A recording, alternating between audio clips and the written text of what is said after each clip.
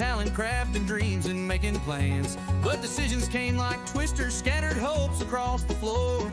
Now players shake their heads, wondering what they're gaming for. Oh, Warner Brothers, what you doing to your name? Patent nemesis, it's greed behind your fame. Canceled Wonder Woman, left us waiting in the dust. Suicide Squad sinking fast, lost the gaming world's trust. That nemesis system had folks cheering far and wide, but you locked it down and creativity just died. Instead of leading progress, you're blocking up the lane, holding back the industry, causing nothing but disdain. Oh, Warner Brothers, can't you see the gaming light? Misreading your audience, getting nothing right, letting great teams crumble, opportunities ignored, gamers asking why they're even bothered anymore. Wonder Woman could have soared, made history anew, but you tossed her out like yesterday's news. Suicide Squad came in hot, crashed and burned right through. Misunderstood your market, now the joke's on you. Oh, Warner Brothers, lost in stubborn pride. Gaming world's changing, but you're stuck inside. Missed every chance you had, ignored the warning signs. Better wake up soon before you fall too far behind.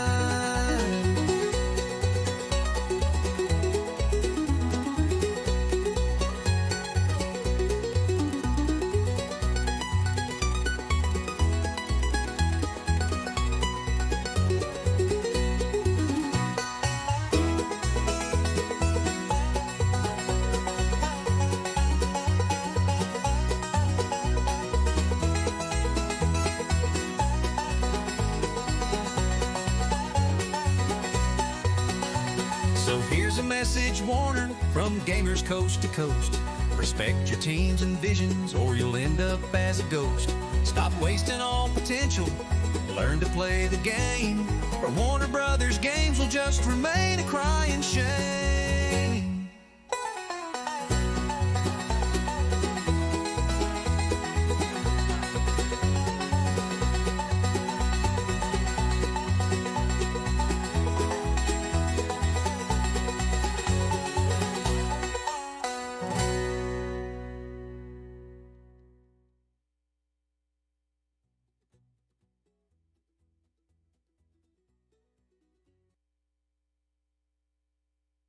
Time to play the game.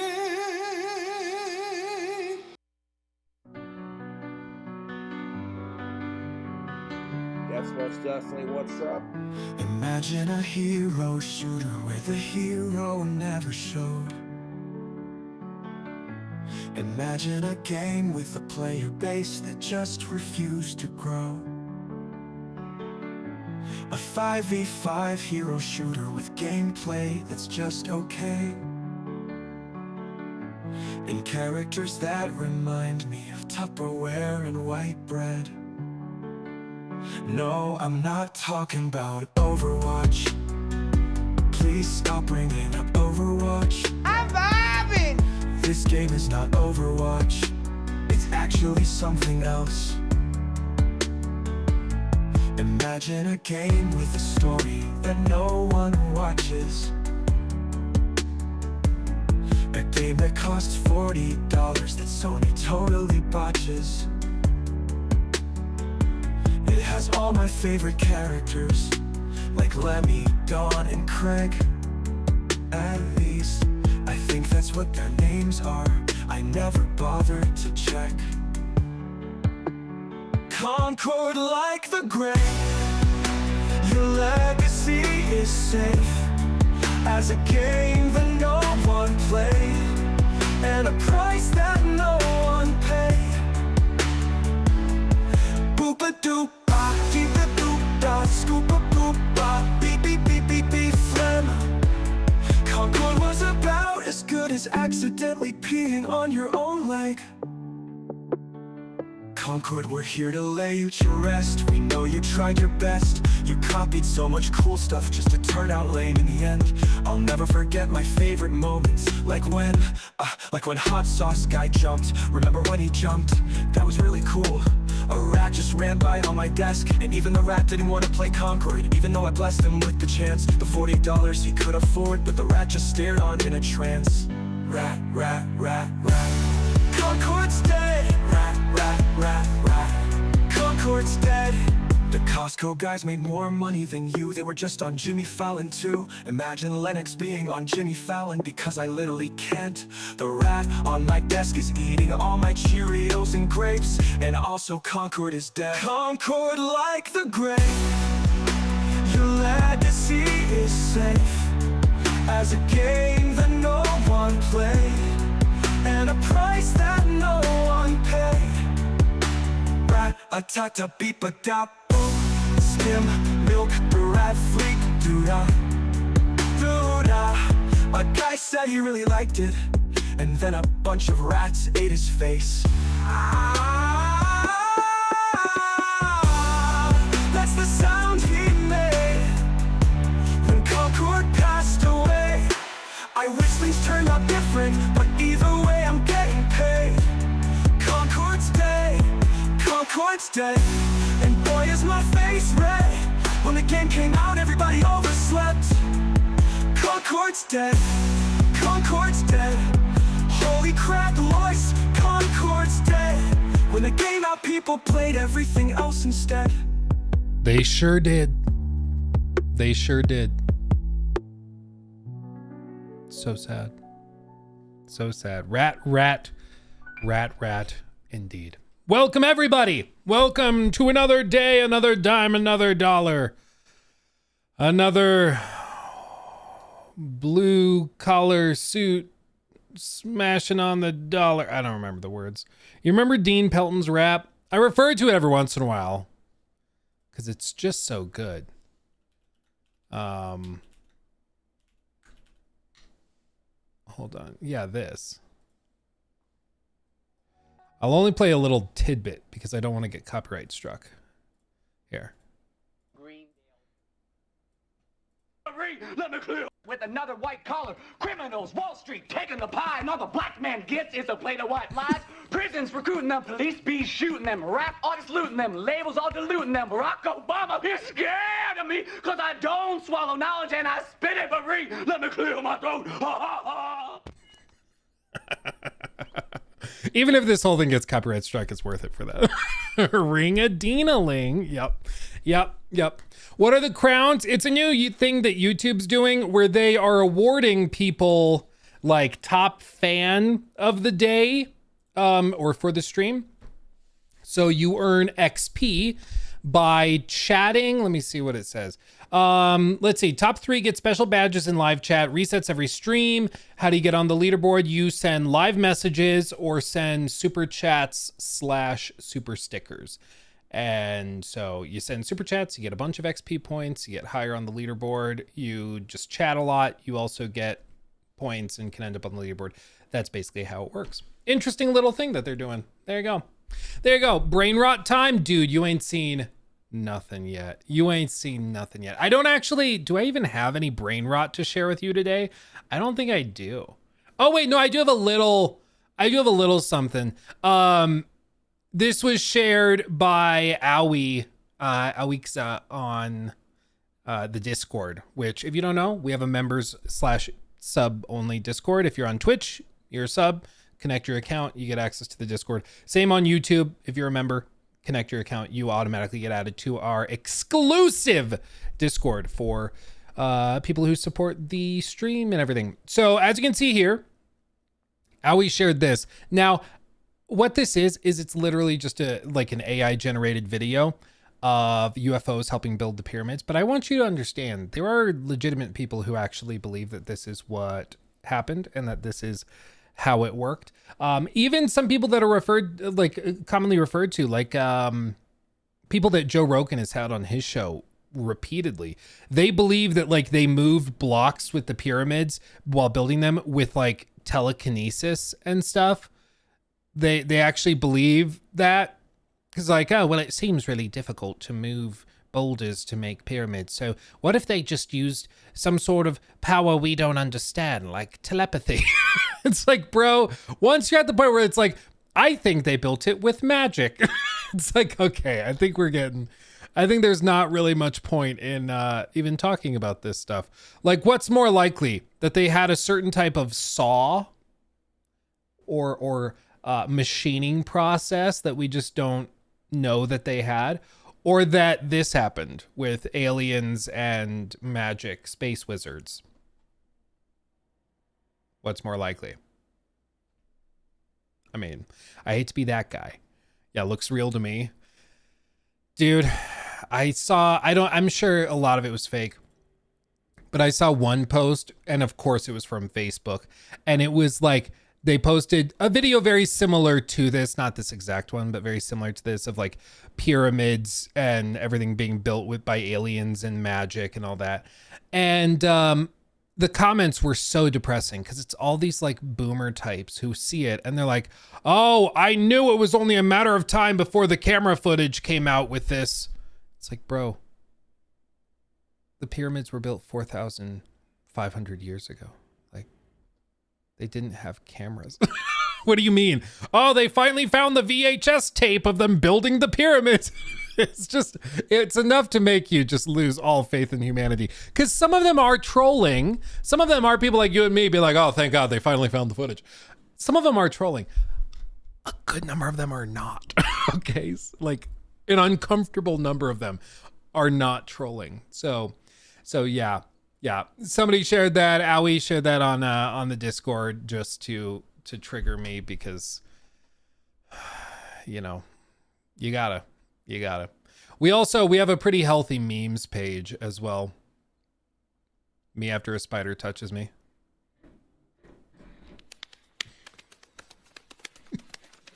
It's so stupid. Oh man, what a legend. What a goat. What a goat. Oh man. Yeah, there's a lot of good ones in here.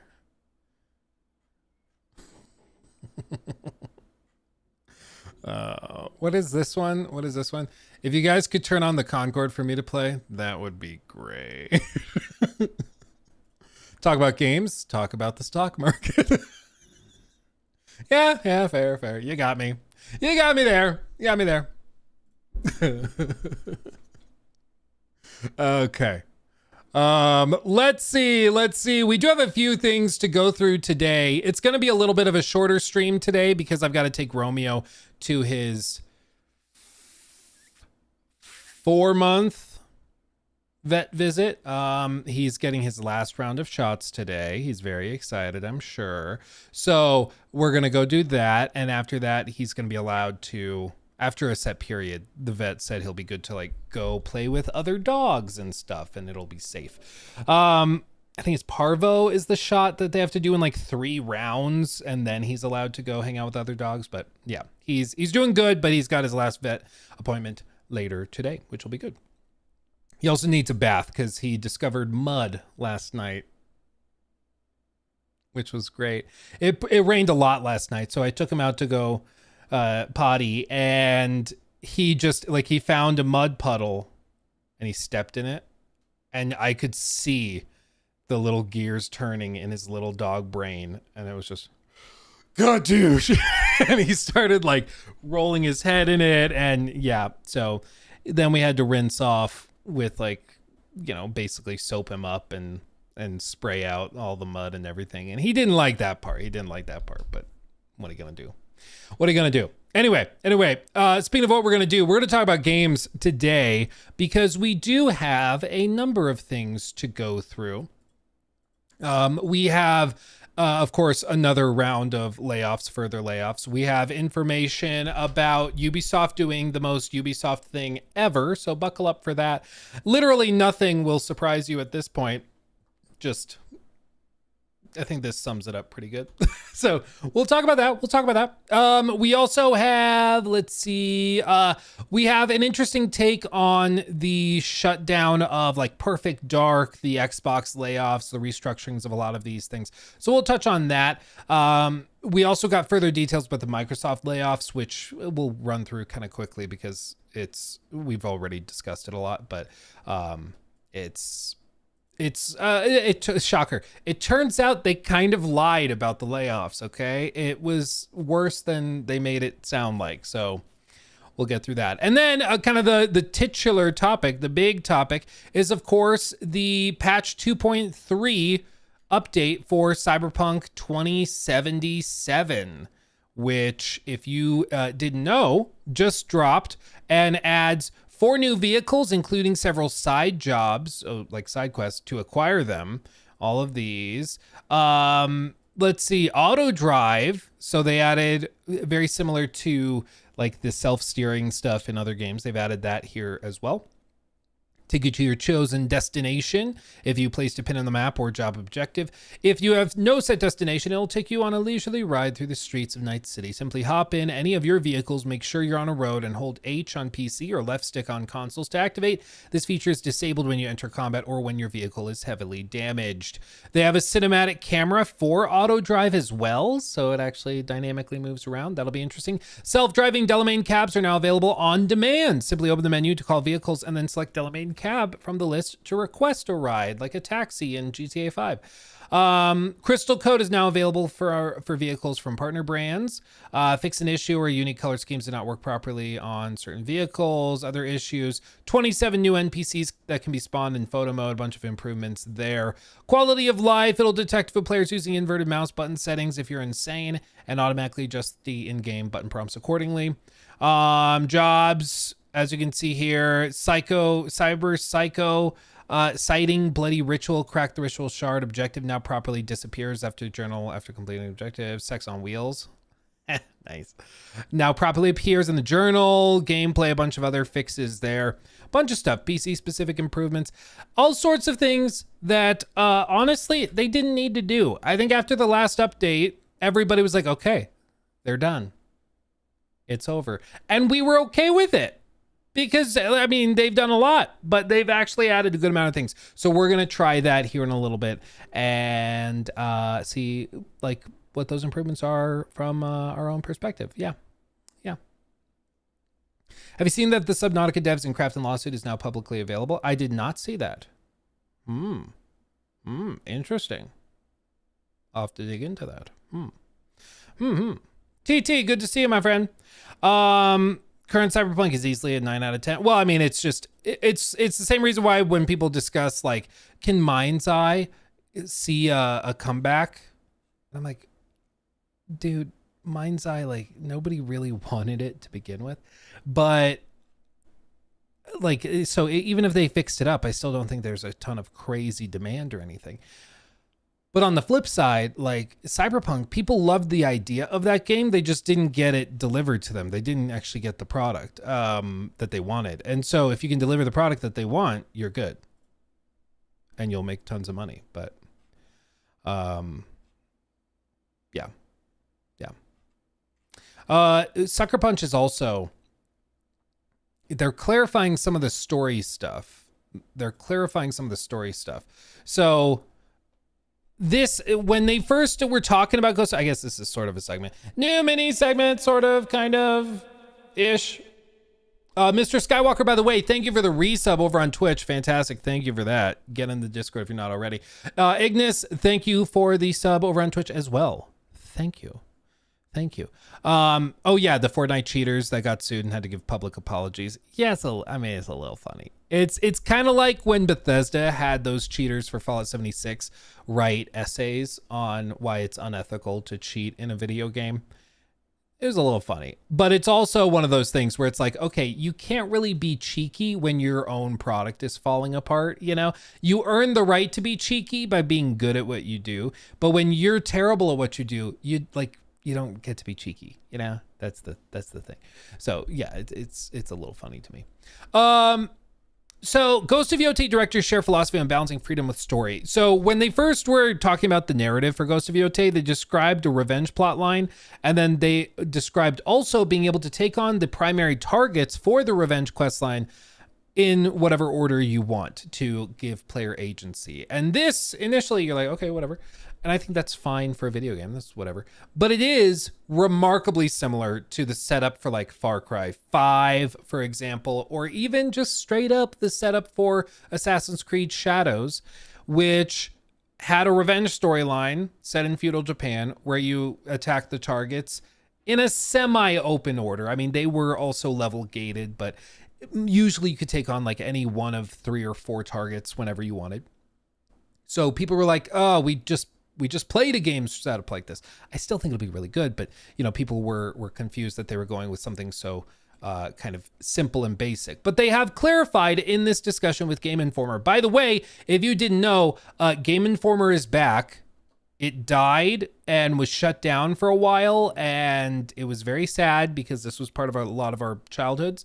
But they then got rebooted, and now they have their own independent team. They're not tied to GameStop or anything. And so if you want a physical copy of it, you can sign up for the print / digital issues as well. I'm actually a subscriber myself. I have my copy of the physical version upstairs on the kitchen table, and I was actually reading it last night. So it's really cool to have it back. So if you can support it, I recommend you do, because it's really cool to have another kind of independent games outlet. And God knows IGN is not the one that we love. So I'm glad to see it.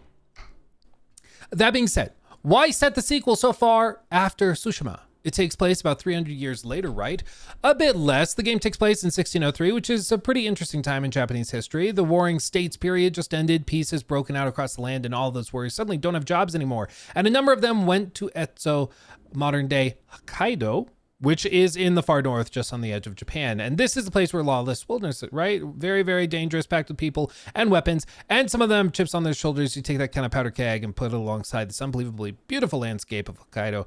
It's just kind of gorgeous. This kind of spot you want to put your open world video game in, right? It's exciting. So hence the game takes place in 1603, where we get to know this new hero, Atsu, in an origin story that we're really excited to tell. Okay. Whatever. They go through some other things. Will there be ties to Tsushima beyond mechanics in Japanese settings? Are there going to be narrative ties to it? And they describe it as a spiritual successor. They want you to be able to play it without playing Tsushima as well, which I heavily recommend you still play Tsushima. And after seeing the gameplay reveal, I actually think that this is going to play a good bit different from Tsushima.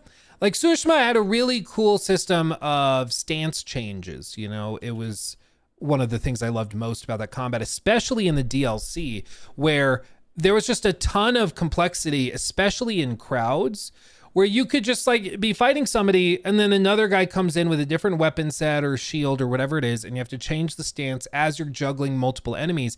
I loved it. I thought it was super silky smooth. This game, they are swapping it. So instead of changing stances with one weapon or two weapons, you are going to be swapping weapons completely.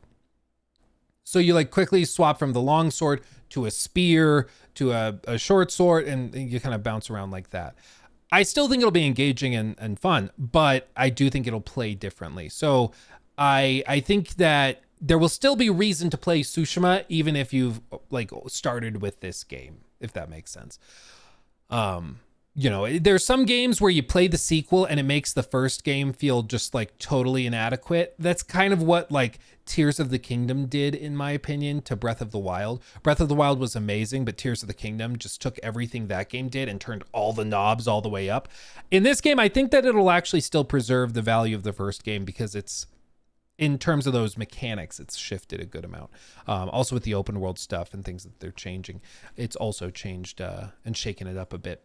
Now, beyond this, though, they continue on. I mean, they're obviously not going to share details of like tie-ins. I'm guessing there's going to be visual tie-ins. There's going to be like an armor set. There's going to be notes that mention the ghost of Yotei. There's going to be little stuff like that, but of course they're not going to talk about it. Yeah, research on making these games, accuracy, historical accuracy. They put a lot of effort into that. Now, this is where we're at. The quest structure is open in Ghost of Yotei. Is it structured as a wholly open world, or as wholly open, where there are 6 people you must kill and you can go after them in any order or direction you want? And this is where they're clarifying, because people heard it. They thought this was going to be like Far Cry or Assassin's Creed, and they're clarifying now. So to be clear, it's not that. It's not that you can pick up in any, or I can't read. It's not that you can pick any order of the 6. And I'll tell you why. Nate and I in the studio, and you've played a lot of our games, we believe in the structure of the story. It's really important to us that we develop great characters with good arcs, with beginning, middles, and ends. You got to have that, right? That is true. There is an arc with a structure in place, but at the same time, one of the aspects from Ghost of Tsushima that we wanted to not only carry forward, but just do an even better job of, was that sense of curiosity and freedom of exploration the game delivers upon. And so you have this delicate impasse of, if the story's just perfect linear and you are just forced on the gold path all the time, you might lose that opportunity for people who just want to explore the landscape. But if you go too far on the other side, you might lose the structure of the story. This is like precisely what happened with AC Shadows, where it's just so open-ended. You wander from place to place to place, killing targets. And because the devs don't know when you're going to be killing this target versus this target, the story has very few like backwards references to things you just did. And even sometimes there's some contradictions where, like the characters should know about something that happened because you've already done it, but then they're talking like they don't know about that thing. And so you just run into problems. So instead you have to write everything super generic that can't refer to other things because you don't know what players have engaged with yet or not. So I much prefer like wide open or wide linear is typically how it's described. Wide linear. So you have sections where the game is really wide open and where you can kind of choose the path you want to go. But especially for main story stuff, I'm okay if it's much more structured. Not only does it allow you to do crazier things, especially with character progression, but also with abilities that can build. The Arkham games are a great example of this. Arkham City, for example, where they even have Metroidvania inspiration, so new abilities can give you a reason to go back to previous areas. Or even games like The Witcher 3, where it is open, where they do have a lot of moments where you can take a break and go on and do what you need to do, so long as the narrative allows for it. One, like revenge stories probably don't have this problem, but Fallout 4 is an example lots of people bring up that suffer from this very issue, where there is like a pressing, crazy, urgent thing going on. Your child has been kidnapped, stolen from you in front of you, and your wife murdered or husband murdered, depending on which like main character you're playing as. And so you're like, I need to save my child. At that point, you don't know if it's an adult or whatever, but you're like, I need to save my child. So you break out into the open world. You see it's a desolate landscape. Something very confusing is going on. I need to find my son. But first I need to spend 3 hours cleaning up the garbage in my old neighborhood. And then I'll go and I'll build a little, I'll build a slide and I'll build a little crafting station over here. Like, it just feels very weird. Exactly saying, I totally agree, Fable. Same thing with Cyberpunk. I agree. Major problem with Cyberpunk is if you're role playing and you're like in the game narratively, there is like a very, very urgent element to everything where you're like, I am dying. I need to find a solution to this. I'm getting worse and worse and worse. So if you are like really immersed and you're role playing, you're going to stop doing those side activities. And you can get in trouble with that, in my opinion, because it just makes it so players feel like they have to ignore the story and kind of mentally check out of the story in order to enjoy the side quests and the rest of the game, which is just unfortunate, because I think that with Cyberpunk, like, the side quests are in a lot of ways the best part of the game. Same with Fallout 4. The exploration and things are the best part of the game. The main story probably less so. And so I think, you know, so long as the story is structured in a way where you allow the player to go out, or at least you have breaks in the story, that works. You know, in The Witcher 3, for example, initially you're trying to hunt down Ciri and find Ciri. And at this point, the game's 10 years old. I feel okay with being more specific about the story, okay? lay off me. If you haven't played The Witcher 3 at this point, you have no one to blame but yourself. Okay. Having said that though, like at least in The Witcher 3, they have moments where you might find, maybe it's, you find Uma, and when you first play the game, you're like, oh, is Uma maybe Ciri? Like what's going on here? And then eventually you do find Ciri, and there's moments for you to kind of take a break. Even characters will be like, we have time to prepare, go do your preparations. Like they will tell you repeatedly, no rush, go do other stuff. It's okay. And I think that's what you need in an open world game that paces itself intensely, but then gives you a little bit of leash to go do what you need to do. And then gives you a lot of intensity and action, and then loosens up the leash. That's what you need. In this case with Ghost of Yotei, we're talking about a game that has a lot less, as far as I understand it, a lot less urgency because of how it's set up. It's a revenge story. It's not a story where you are like trying to go and save your family before time runs out. It is a revenge story, so it is a matter of your own pace to kind of work through, which I think is a good way to do it. Interestingly enough, they're like the rumors and speculation at this point is that the next Far Cry game will have an in-game timer, basically similar to the old school Dead Rising games, where it'll be like 24 real life hours or like 72 in-game hours for you to save your family before they're like executed or whatever it is. And so for the main story, you have to like actually keep going on a pretty tight pace because narratively, yeah, it doesn't make sense. Oh my God, my siblings or my dad and mom were kidnapped and are going to be killed by a warlord. So I'm going to go over here and I'm going to try to do some paragliding challenges. Like it just doesn't make sense. So they're trying to shake it up with like an in-game timer to actually force you to play through at a faster pace. And I'm guessing similar to Dead Rising, they're like, yeah, if you don't want to deal with the main story, like you can just ignore it or whatever, or do the side stuff after you take care of the main story. But who knows? We'll see how that times out. Knowing Ubisoft, my guess is the main story is going to be like 15, 16 hours long. And so the 24 hours will initially seem really constrictive, but then you realize you have 24 hours to do 15 hours of content, and you'll realize that it's not actually that pressing. That's my personal guess. But anyway, continuing on.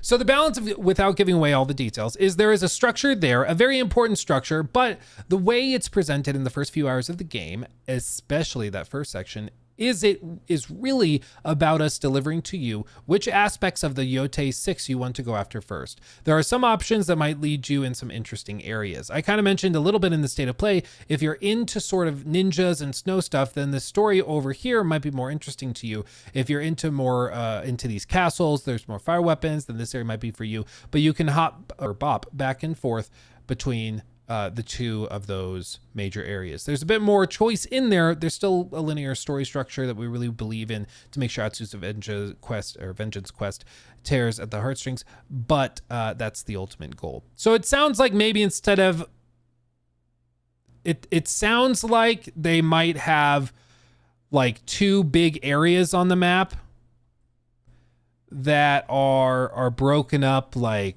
I don't even know if this is our island. Brilliant, right? There's like a snowy area, and then there's like the castle based area. There's a general open world area that maybe has a lot of side activities, and then there's like an end game area, maybe just like locked away up here, like a lot of games have. The end game area that's super scary and high level. And so they might be like, yeah, this you can choose, this is the first area that you're going to be going in. This could be 2, this could be 2. This is area 3, well, I guess it would be 4. And then this is the final area of 5. So it's like there is choice within each of these locations. There's like, 3 bosses, or maybe there's 2 in each of these. There's 1 over here, and then there's 1 in the final area for the 6 that you're going after.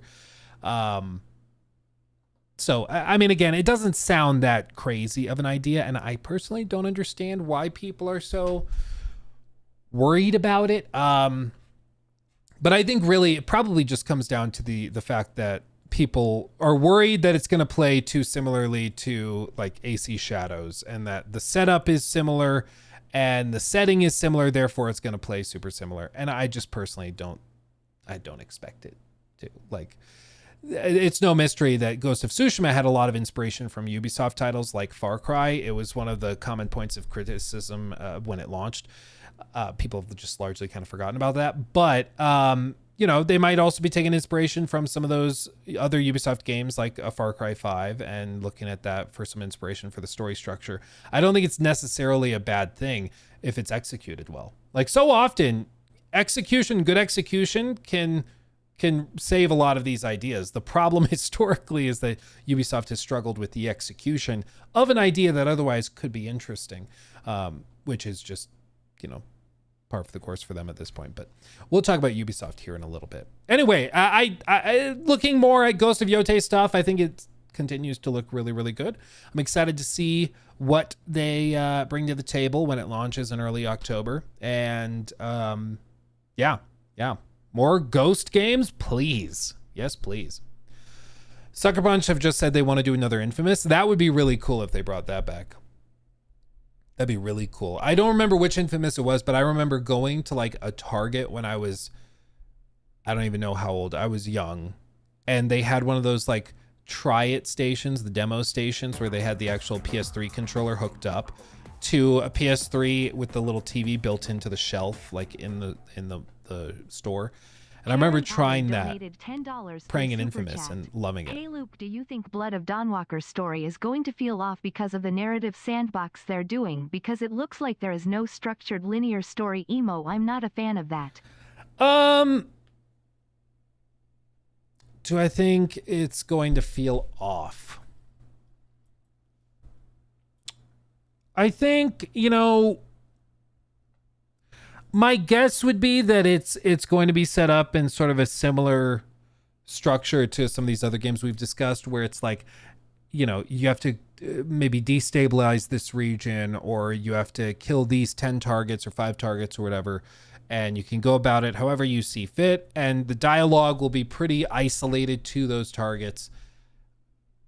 And I think that's just how they're setting it up. I don't think as far as I understand Dawnwalker, I don't think it'll be as big of a problem, because it seems like a game that's much more built on that player agency from day to night and with encounter design.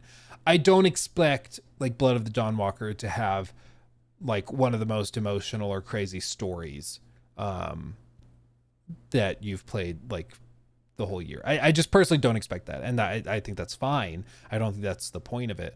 But yeah, I'm guessing it's going to be set up in that way where each encounter, each quest line is pretty well isolated from the others. There won't be a lot of, you know, references back to the others.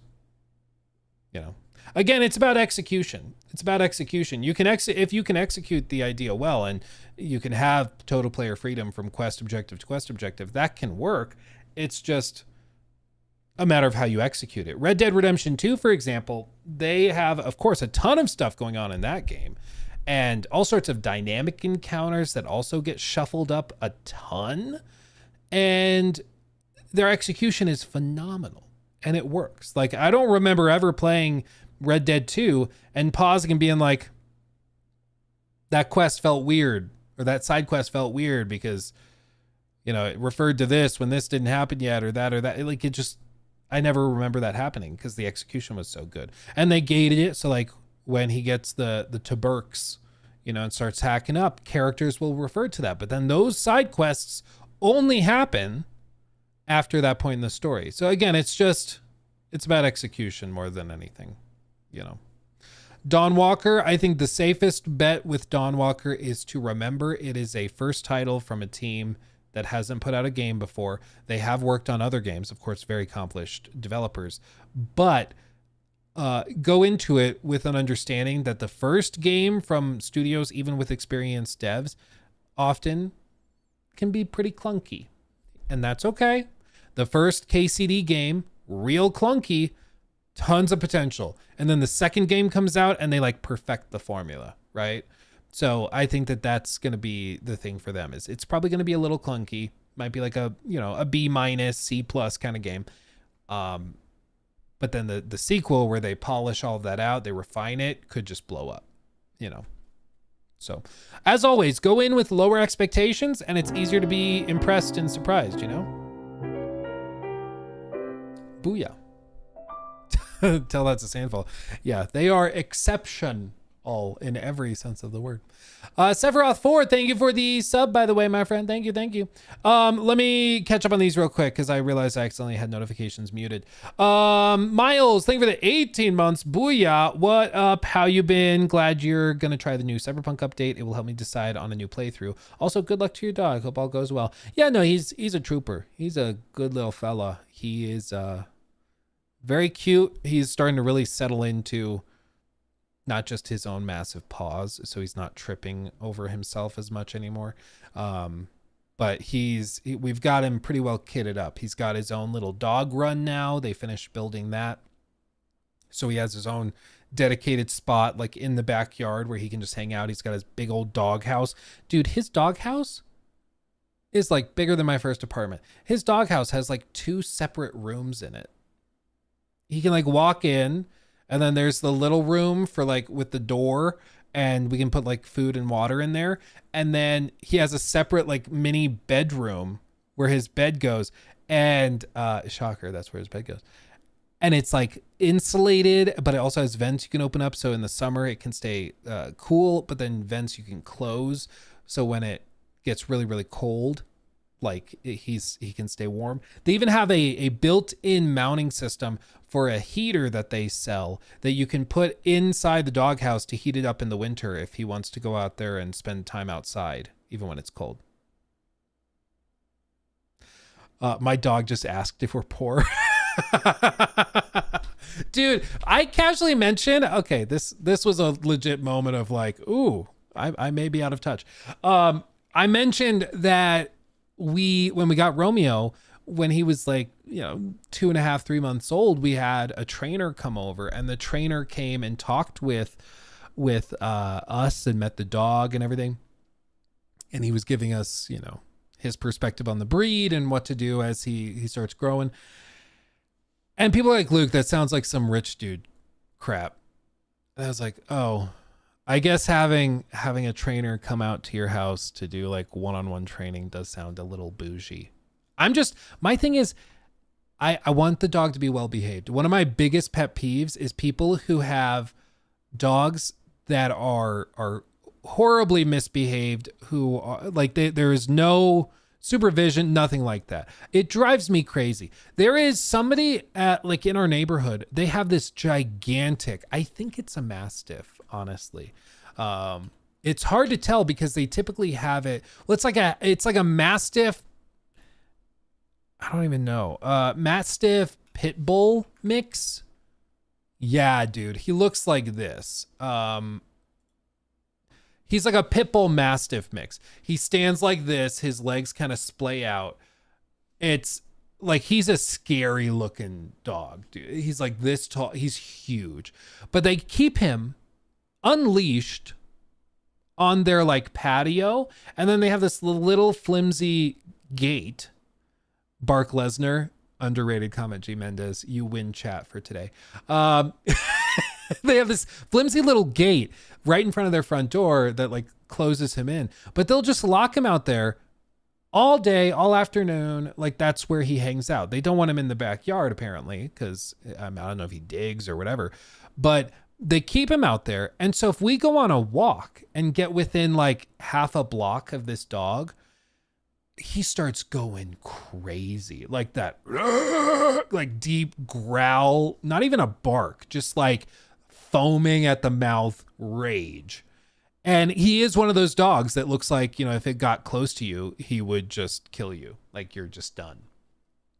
And, he starts pawing and clawing at it. Like just the other day we were walking and saw that he had punched out one of the little boards on the railing for their front area. Like he's breaking the wood trying to get out. Like, but they'll just leave him out there all day. And I just think that's bad ownership, to leave him like where he not only could escape, but also he's like clearly not adjusted for encountering people as they walk their dogs, take their kids on walks. It literally makes it so there's an entire half block that nobody walks or goes close to because this dog is so insane. And you know, at one point, of course, like when we first moved here, we were walking by and the dog starts freaking out, trying to jump over the railing to get at us. And the owner grabs him by like the choke collar, you know, the collars that have like actual metal spikes that go into their throat. That's what they have on this dog. And they grab it and they're yanking at him and he's still trying to climb over the railing. Like, no, he's actually really nice. As they're like, he's actually a really nice dog. It's like, if you have to do that to your dog, I don't think your dog's nice. I hate to tell you, like, I think there is a standard for nice dog. And I imagine meeting strangers, they come up, they maybe like cuddle up, they sit down, they ask for pets. Like, that's a nice dog. If your dog tries to kill me when we first meet, I don't think it's a nice dog. You know? I don't think so. But maybe that's the point. Maybe their point is they have this scary dog out front to keep people away from their house. I'll tell you what, I don't think that house is getting broken into ever. Nobody's going close to that dog ever. Tell you what. Yeah. I want Mr. Romeo to be well trained. I want him to be good with strangers and other puppies. And he's a smart dog. He's very, very sweet. And he's too damn smart sometimes, but he will respond to training well. We just have to get to the point where we can start really doing that, you know. Yeah, no trick or treaters, literally. Yeah, it's pretty ridiculous, honestly. That dog is scary. Socialize that pup, have people over all the time. Yeah, no, it's socializing him by we like try to let him interact with people. If we have friends over, he gets to interact with them. The vet was telling us, like, play with his ears all the time, play with his paws all the time. If you're feeding him, like, put your hands kind of around his mouth, get close to his mouth. Feed him by hand sometimes so he gets comfortable with you touching his food. It's like little things like that to just not introduce, like, what do they call it? Food rage, food something. There's some food defensiveness. I don't remember the term, but there's something with that where dogs food aggression. That's it. Food aggression. Yeah. Thank you. Like some dogs, you get close to their food and they lose it. They'll bite, they'll tear. It can get bad. But if you just normalize like having your hand kind of in their face or around their mouth, then it's fine. It's whatever. Yeah, when I was training Lily, I would take her food halfway through. Yeah, see, that's the key. My buddy Caleb also, who Corey also knows. Caleb was telling me when he had his dog, you know, his wife got pregnant, they had a baby on the way, so he started preparing the dog for that. And he's like, I just started like messing with her to get her used to what a baby and toddler would do. Like I would just kind of tug on her tail, and while she's eating, I would go and kind of put my fingers in her mouth and just like mess around with her and just roughhouse her to get her used to that, so that she isn't like freaking out the moment a baby comes up and shoves a finger up its nose, you know? But that's what you have to do. That's what you have to do. Just a bit of trolling. Yeah. Just a bit of trolling. Dude. Yeah. Babies love dogs. And yeah, they'll do insane stuff. Did Nikki do that with you too, Luke? Yeah, she prepped me for babies. Yeah, put fingers mouth while eating. Yeah, you just kind of like go around and blah, blah, like you just get all up in their face. Romeo happens to like it. You know, he likes specifically right behind the ear. He's got the big droopy ears that go all the way down, and he loves that spot. Yeah. I hope my cat will be fine with my child whenever that happens. Most cats, like when we brought Lachlan home from the hospital and we just had the cats, of course we didn't have a dog at that point, but we just had the two cats. They initially were very standoffish to Lachlan, but after like a day or two, they were fine. And they might come up and sniff, but they never would try to mess with them. They never do anything. The one thing with cats is that, sometimes they mean well, but it's an actual danger for newborns, is that the cats will try to like snuggle up to the baby to like keep them warm. And it's something they're doing to try and like protect and care for the baby infant human. But they can sometimes smother the babies when they do that, because they'll like cuddle up or curl up in a ball on top of the infant to try and like protect it, but accidentally can smother them, which is why you always keep the cats out of the room when the baby's sleeping. Never, ever let the cat stay in the room. Yeah.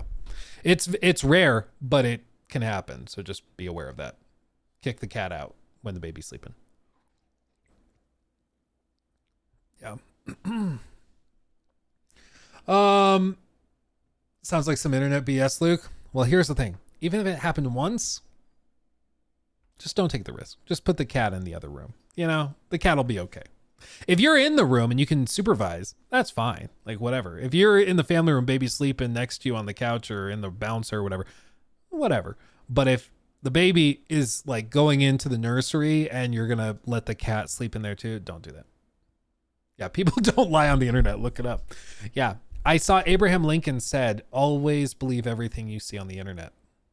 And that was on Facebook, so they wouldn't just make that up. Yeah. Chanster, sorry, Luke's streams are so random. I just joined and the first thing I heard about was smothering babies. Sorry. Yeah. This is what you get. This is what you get. I don't know what to tell you. Also, another one bites the dust. EA returns today to announce Need for Speed Rivals will lose online service October 7th. So yet another game is ending service and will be shut down completely.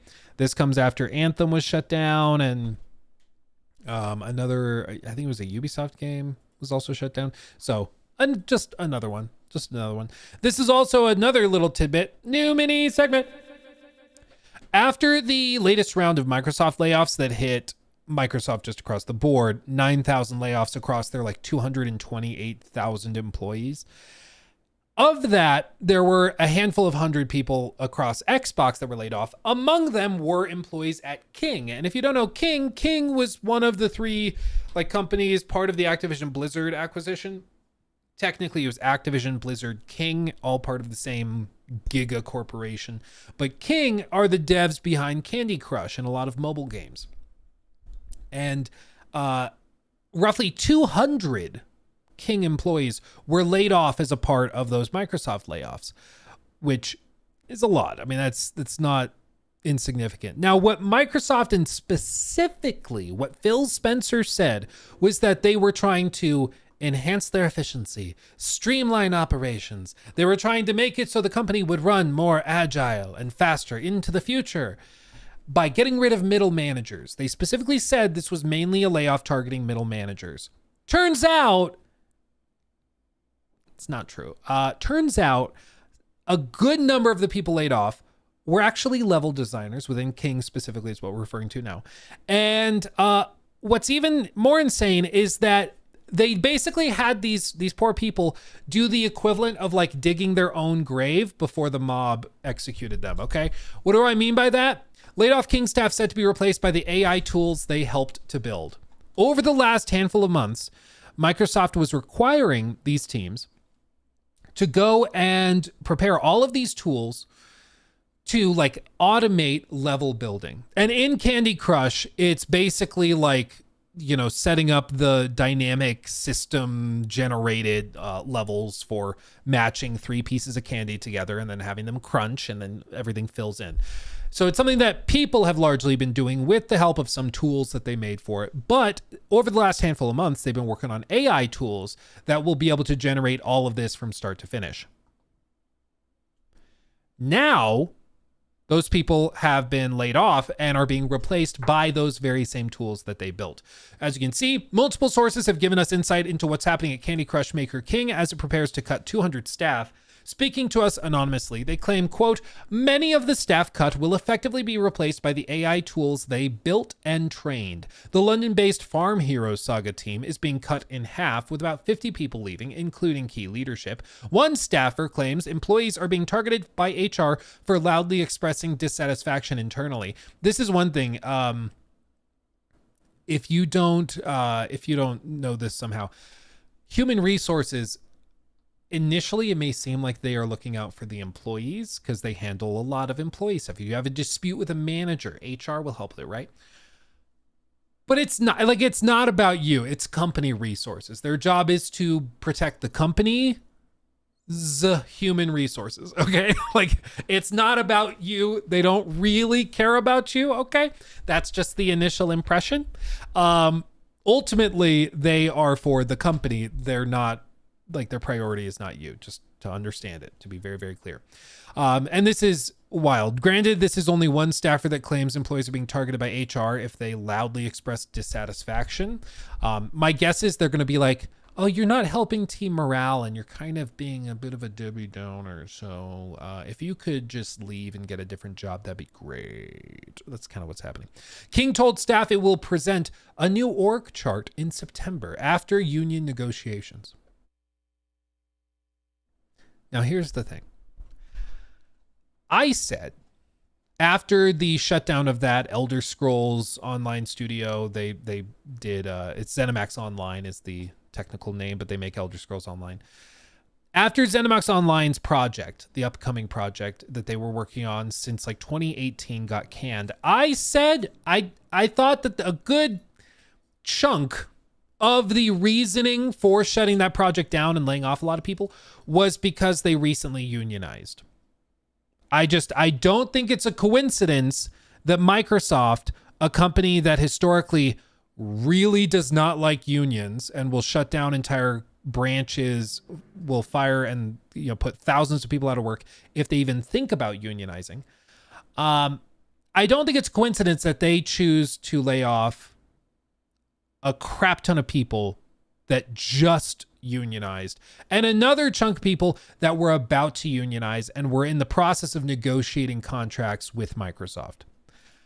I don't think it's a coincidence. And here we're seeing more discussions that King also was dealing with union negotiations and they get hit with massive layoffs. I mean, maybe it is a coincidence. Maybe it is just that Microsoft is like, oh shoot, they were unionizing too? Damn it. Bummer. But I don't think so. I think what basically happens, and this is something you need to understand just about corporate America in general, is that when the order comes down from on high, from Satya Nadella, from what's her name, the CFO, when they come in and they say, okay, company-wide, we're cutting 9,000 jobs. That'll help hit like this financial target. That's what we're doing. You and your team on the Windows security team, you need to cut 10% of your workforce. You over here on the gaming team for Windows, you need to cut 5%. Xbox in general with your studios, you need to cut 4% of your workforce. And they go through and they tell everybody what they need to cut. And then it's the leadership's job to find where those cuts need to be made, right? So if Phil Spencer is told you need to find 700 people, 800 people to cut, that represents this much budget, whatever. If he's looking at the list of options and he's like, we could trim BGS, we could trim id Software, we could trim Arcane, we could trim ZeniMax Online. He's looking at all the options of where he can trim off some fat, as they would say. He's going to look at the unionized team and see that is the most expensive group we have.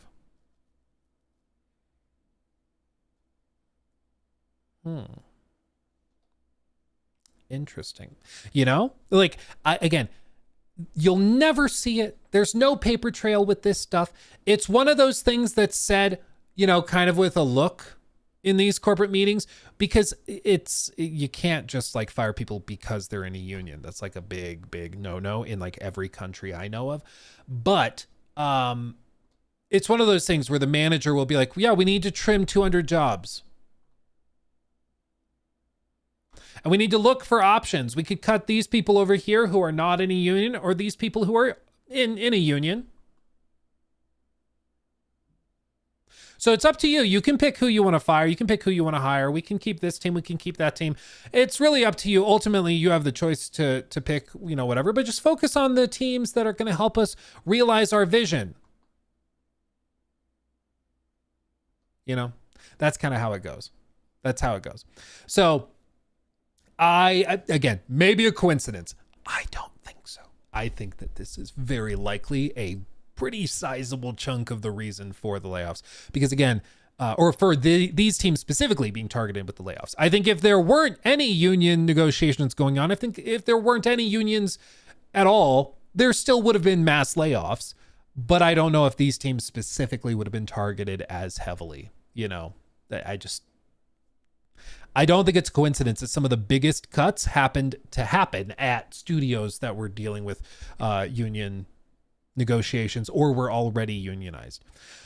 So now many staff are in limbo. A recent internal survey showed morale at an all-time low. It's now, quote unquote, in the gutter. And this is, again, something I've said like a dozen times. Microsoft is used to running a gigantic sort of software sweatshop. You know, like what they do is they have a ton of contractors and they pump out Windows security updates. They pump out updates to their enterprise software. They have, 1,500 programmers from India working with a team that's contracted out of the US. And I know this because like my dad was one of the managers on those projects. There was one point like 5 years ago where his company was hired by Microsoft to manage roughly 1,500 developers that were based in India, and they were doing updates as part of the initial planning for like Windows 11 and all of that. And that's just how they do it. Like they do not care about your feelings. They do not care about, morale or anything because you're just a contractor. And it doesn't matter if you're sad. It doesn't matter if you're stressed. You finish the job and then we end your contract. You go off over there and we keep doing what we're doing. And that's what Microsoft is used to doing. That's how they've run their business and built a like roughly $4 trillion company out of it. But in my opinion, you cannot run a creative business in that way. I just don't think it works.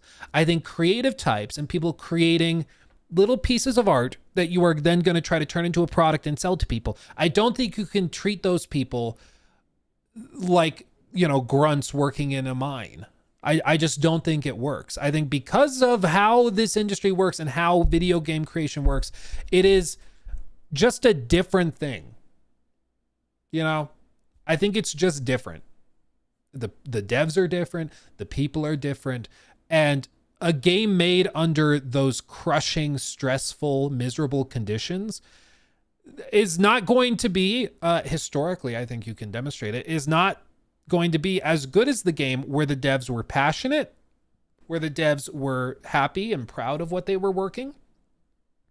And, time and time again, when there's been examples of Microsoft putting out games that relied a lot on contracted work, they don't tend to be very good. Like Redfall is a great example of this, where a lot of the original devs at Arcane Austin, where they made that game, they left when they had to make that live service 4-player looter shooter because they didn't want to make it. That wasn't what they wanted to do, and they knew it was going to be bad. So they left. And so Microsoft hires a bunch of newbies in, a bunch of them leave before it even finishes because they're miserable and hate it.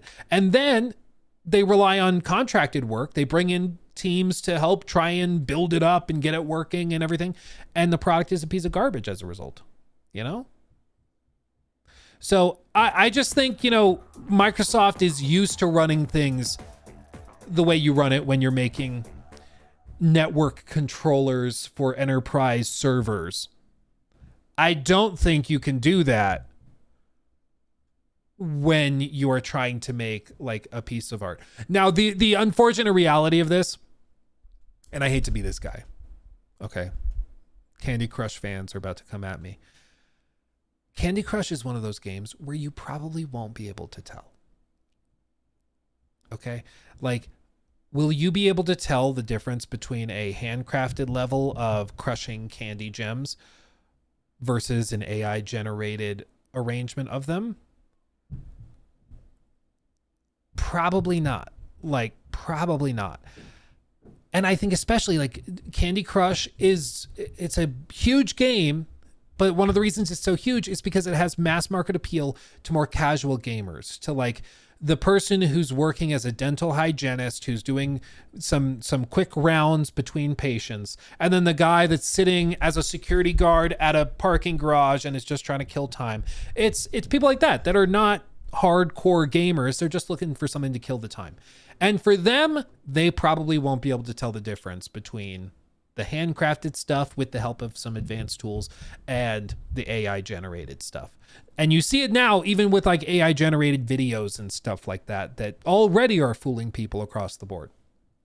So I think that this is, you know, where it starts. They're laying people off, getting rid of people and replacing them with these AI tools. And eventually it's going to start to spill over into the things that, you know, it will probably be more noticeable within. You know, I think right now, if you tried to use AI, like generative AI to like write video game scripts or to generate video game levels and stuff, I think you'd be able to tell pretty easily.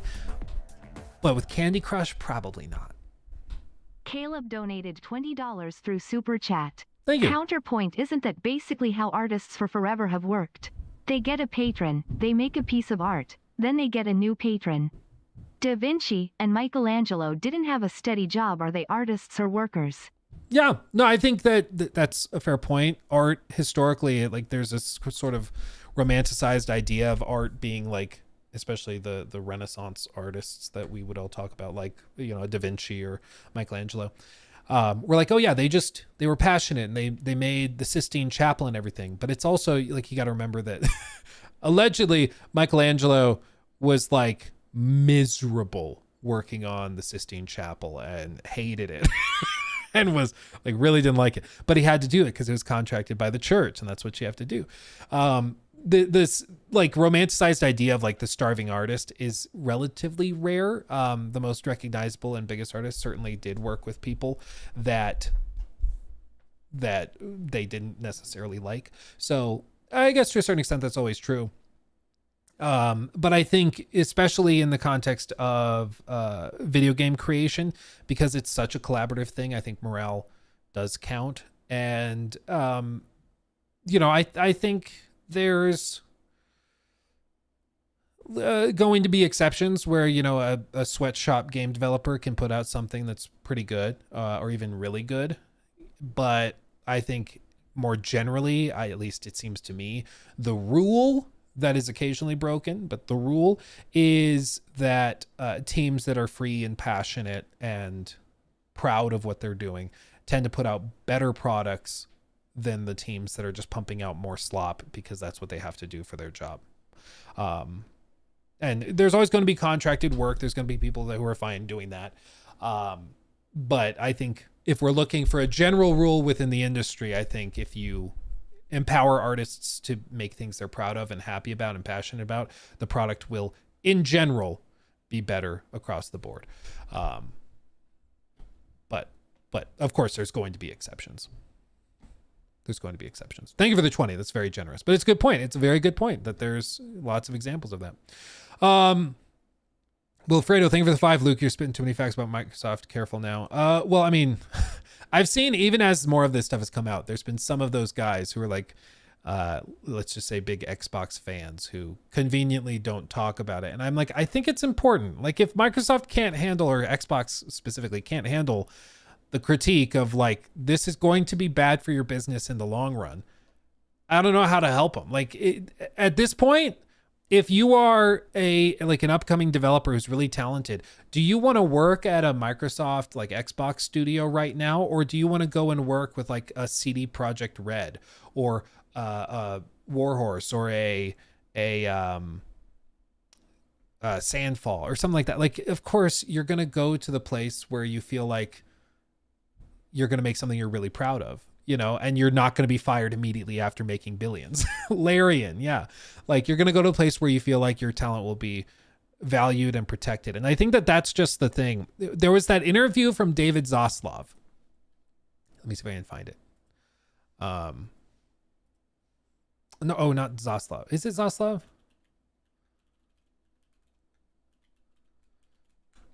We looked at it on stream. Not Zaslav. Zaslav's Warner Brothers. Oh God, not Zaslav. I'm talking about, of course, the big man Strauss Zelnick. That's who I'm talking about.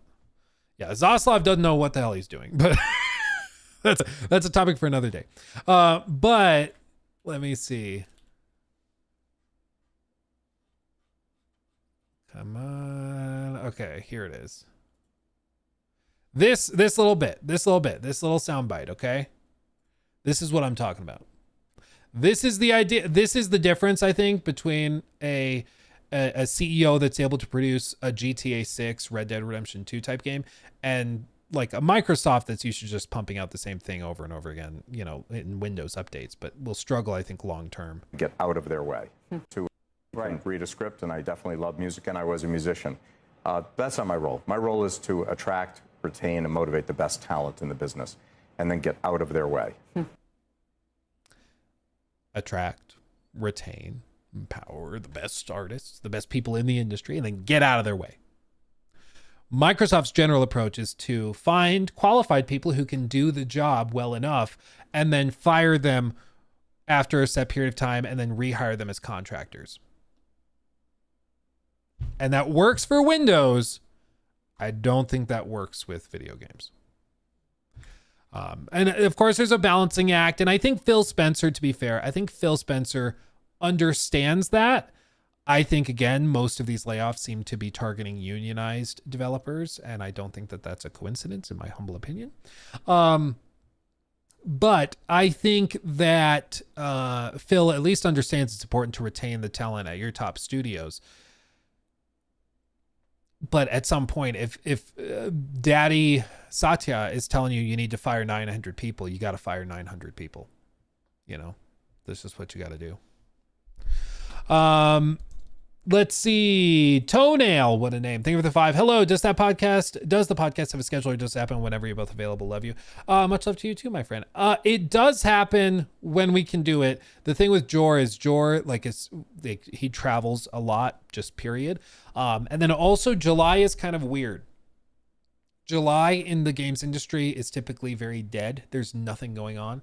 And so we just kind of, if you're going to take a vacation, you do it in July. If you're going to experiment with weird content, different content, you do it in July. If you're going to go on a business trip that typically would be really disruptive, you do it in July. And so as a result, like if we were to do the podcast, every single week, there might not be as much stuff to talk about. So it's fine that there's kind of a broken up pace to it during this period. I have a feeling in the next probably 4 weeks, there will be a lot to talk about with Jor. Just you wait. You have no idea. You guys don't even know, man. You don't even know. Spill the tea.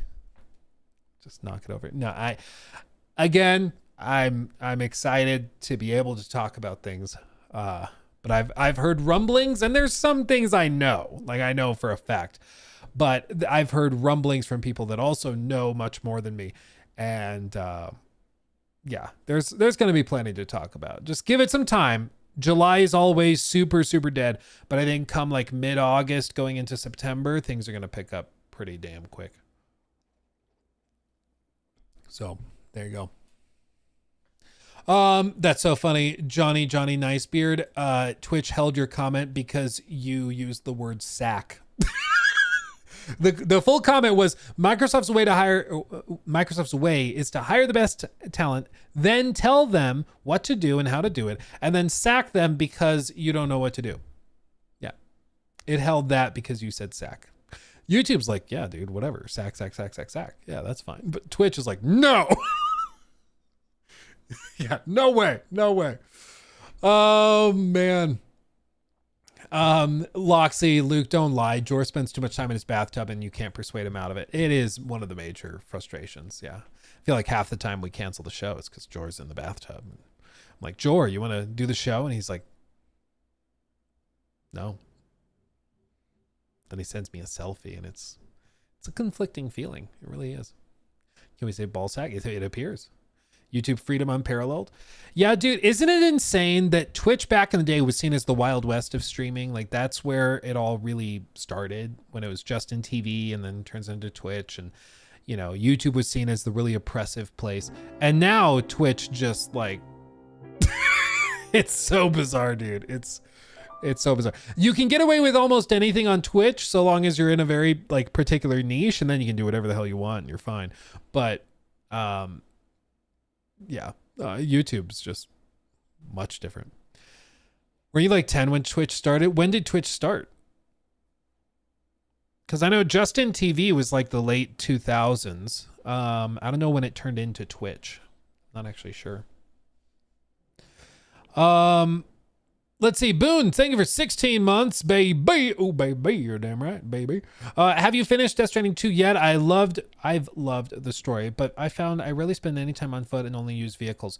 I've not finished it quite yet, but I do agree. I think that they fixed a lot of the frustrations I had, if not close to all of them.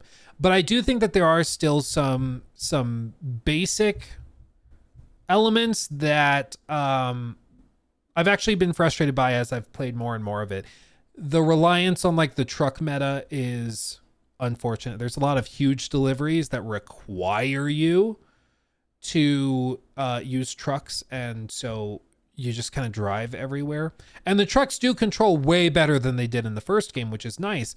But it doesn't feel like, you know, you're a porter delivering packages. Now it really does feel like a UPS FedEx delivery simulator during those big missions. And, you know, one of my favorite things in the first game was setting up the zipline network through the mountains. I loved doing that. That was super cool, especially the moment that you complete the network and you can deliver all this stuff through the mountaintops and everything. Super, super cool. And there is stuff like that in Death Stranding 2. But I think especially the early game, I was surprised at how many massive deliveries there were that required the trucks. You know, like there's deliveries where you have to move like 200 kilograms of packages. So like, I guess you could daisy chain floating carriers and run it all the way over there, but it's just like a straight shot through a valley to get to the other side of it and deliver the packages. So like, of course you're going to take the truck, and then it just turns into you driving a straight line all the way there, you know? So I don't know. We'll see as I get further into it how I feel. I still don't feel like it has that wow moment to justify being Game of the Year. There's been a couple moments I won't go into for sake of spoilers, because I know some people here have not played it yet, but there's some moments which are like, oh, that was cool, but I haven't found the moment where I'm like, oh my God, you know, like Jesus. So, well, I'm still going through it. We'll see. We'll see. Death Stranding, yeah, is Expedition 33 still your game of the year? I think so. By the end of the year, maybe I'll go back, I'll play some more KCD 2 and I'll change my mind again. But really, like, Expedition 33 from start to finish was a wow moment. Like, it's just so impressive in so many ways. But, you know, it's just so good. Expedition 33 is amazing. Continuing to catch up on Super Chat. Sorry, I fell really behind. Daniel, thank you for that one. Will you do a review of Donkey Kong Bonanza? I don't think so. I don't really cover Nintendo stuff, and I haven't for ages. Like, I'll talk about like, you know, a Tears of the Kingdom or something like that. But Nintendo stuff, historically, my audience is not particularly interested in. And then also, Nintendo is like, they're not a great company to like work with / doing content for. They'll try to claim random stuff in your videos because you used a cutscene they used in a trailer, and it's just a massive headache to do anything with Nintendo. So they hate free advertisement. Exactly. So I'm good. I hope people like it though. Jimothy, thank you for the 5. I know you're not a big Nintendo guy, but did you see Donkey Kong Bonanza reviews? They're very good, and people are saying it's as good as Mario Odyssey. Yeah, I did see the reviews are very good. I think it's at like 90 on Metacritic, I think. I personally didn't think Mario Odyssey deserved the insane praise that it got, in my humble opinion. But I'm also not like a huge crazy platforming stan, so that's a big part of it. So, you know, it's not my typical kind of game that I'm gonna put 100 hours into. I was like, yeah, it's good, but I didn't think it was a masterpiece or anything. I know lots of people would disagree, but that's just my personal opinion. So hearing that it's better than that is really cool to hear. More of a Zelda guy? Yeah, much more of a Zelda guy. Astrobot. Yeah, Astrobot. Again, Astrobot's like good. It's really good. I'm just not like a crazy big platformer gamer, you know? Foolishness, yeah. Foolishness. Yeah. Yeah. Let me see. I gotta keep catching up with these real quick. Caleb, thank you for the 10. Fable 2 is one of my favorites for the reason of giving you time to do side stuff. You come to points in the main story where an NPC would ask you or ask who you are, and you have to build up your reputation. Yeah, see, that works really well, where they give you moments that are pretty linear and intense, and the pacing is really on it. And then there's other points where they open it up and say, go do whatever you need to do. And it's that stereotypical thing in games where they're like, okay, come back when you're ready. Go make some friends and come back once you've built a relationship with the locals or whatever it is. It's a fine way to do it. Even the way that, like, you remember Just Cause 2? They had the chaos system. It was actually really simple. Like, you just went to different military bases or whatever else, and as you wreaked havoc blowing stuff up, you would earn chaos points that would unlock new weapons, new vehicles you could call in, and then also new quests and things or missions that you could go on to then give you even more stuff to continue doing more chaotic things. Just a simple system like that works really, really well. Because it's like, yeah, go do the stuff you want to do, just total freedom, do whatever. And then once you hit a threshold, you can come do something that's scripted and set up very cleanly. And then you can go back out and do whatever you want to do. And it works really, really cleanly. Yeah, the respect system, the chaos system. Yeah, it's all very, very similar. And it's all kind of, you know, different sides of the same coin. It's all basically the same thing. Karim, I also read that one. Thank you for that one. Kriegs is thank you for the 2. Can you do the bark again? That was awesome. No, it hurt my throat. So you know when you try to mimic a sound of an animal and then you're like, I'll just go for it. You go for it and then you throw out your vocal cords. That's what basically just happened. Toenail again, thank you for the 5 about the podcast. Wilfredo again, thank you for the Microsoft super chat as well. Where, let's see, Caleb again, thank you for the 20. Very, very generous. Yes, I saw some people asking about the badges next to some people's names. They are a new system they have where you earn XP per stream based on how much you chat and or super chats and stuff. And if you are like the top super chatter, you get a bunch of XP, and so that can get you the badge for that stream. So that's how it works. It's a new Windows or a new YouTube thing. Let's see. Miles, thank you for the 2. Your thoughts on the Zelda live action cast? I thought it looked fine. I know some people were trying to fan cast it, but I mean, I'm like, just make them look roughly similar and then hopefully the script is good. You know, like, I really was not too worried. I'm just glad that they didn't randomly cast like Pedro Pascal as Zelda or something, because knowing Hollywood right now, they probably would.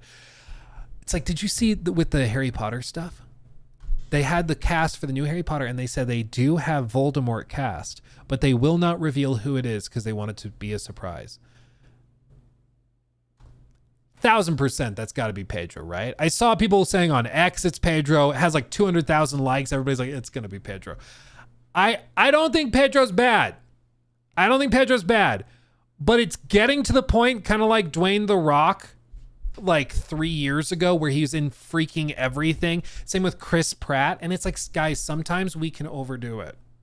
Sometimes when you're casting the same guy 1,000 times, you start to cast him in stuff that he's not right for. And I don't think Pedro would be good as Voldemort. I'm sorry. Recast Ralph Fiennes. That's what you need to do. He was perfect. If they, unironically, Cillian Murphy, if it's Cillian Murphy, that actually would be goated. Like a real serious classical actor. Cillian Murphy would be fantastic. Batista. I swear to God, if it's Batista. Can you imagine? Oh. Harry Potter, the boy who lives. Dude, that would be freaking funny. That would be really funny. Oh my God. Yeah, that'd be good. That'd be really good. Oh, time will tell. Time will tell. We'll see. Or Jack Black. Jack Black, actually. I mean, I'd be excited if it was Jack Black. I'd be pretty pumped. I don't know. They might do somebody totally unknown, but they also say they want to keep it a secret to like surprise everybody. I don't know. Jason Momoa goes sexy Voldemort. Gal Gadot. Harry Potter, the boy who lived. I heard somebody say if you speed up Gal Gadot's voice, it just sounds like Tommy from The Room. And it kind of does, honestly. Oh, hey, Mark. You know, enough champagne to fill the Nile. It kind of starts to sound like it. It's like not that far off. Oh my God. Adam Sandler. That would actually be, yeah, that'd be baller too. That'd be a baller. Flem Nasty, thank you for the 6 months of membership at the show off tier. That's fantastic. Thank you. We need to start a petition to get Fable 2 and 3 on Steam. Yeah, dude. If they did that as a collection or something right before the new game comes out, that would be baller. That'd be super cool. Mickey Rourke would be hilarious. Dude, what was the name of the guy he played in Iron Man 2? I don't even remember the name of the supervillain that he plays. But he probably played it the same way, where he's like, if I can't play Voldemort with a toothpick in my mouth, I don't want to do it. Whiplash? Okay. It's like you can't have a toothpick, but it can be your wand. And so he just puts a wand like in his mouth. That's how he casts spells. That could actually, yeah, that'd be a very different take. My bird. Yeah, my bird. Dude, that's a throwback, dude. That's a throwback. I haven't watched that movie so freaking long. Oh my God. Benedict Cumberbatch. That actually could be cool because I've always said Benedict is a great actor, but he does look like an alien. I'm sorry, he just does. So if he did the thing where he shaved his head and eyebrows and everything, it actually could look pretty cool. It could look pretty cool. Jared Leto, yeah, he could just show up to set. And the great thing is Jared Leto basically behaves like Voldemort 24/7. He's been typecasting for years. Yeah. That could work. Christopher Walken. Okay, that is the one recommendation. That's the one recommendation that actually I think I would lose it if they actually did that. Dude, can you imagine Christopher Walken as Voldemort? Harry Potter, boy who lived. Dude, that would be so freaking good. Oh, I hope this happens now. That sounds... Good night, moon. Dude, it'd be so good. Oh, I need that now. Oh my God. Oh, I want to hear that all day, every day now. Willem Dafoe, unironically, like no joke, Willem Dafoe could probably do a really good job. I wouldn't be surprised about that. Yeah, I think Willem Dafoe would actually be really good. Let me see. Willem Dafoe as Voldemort. Danny DeVito as Dobby. Hold on, how's it gonna do?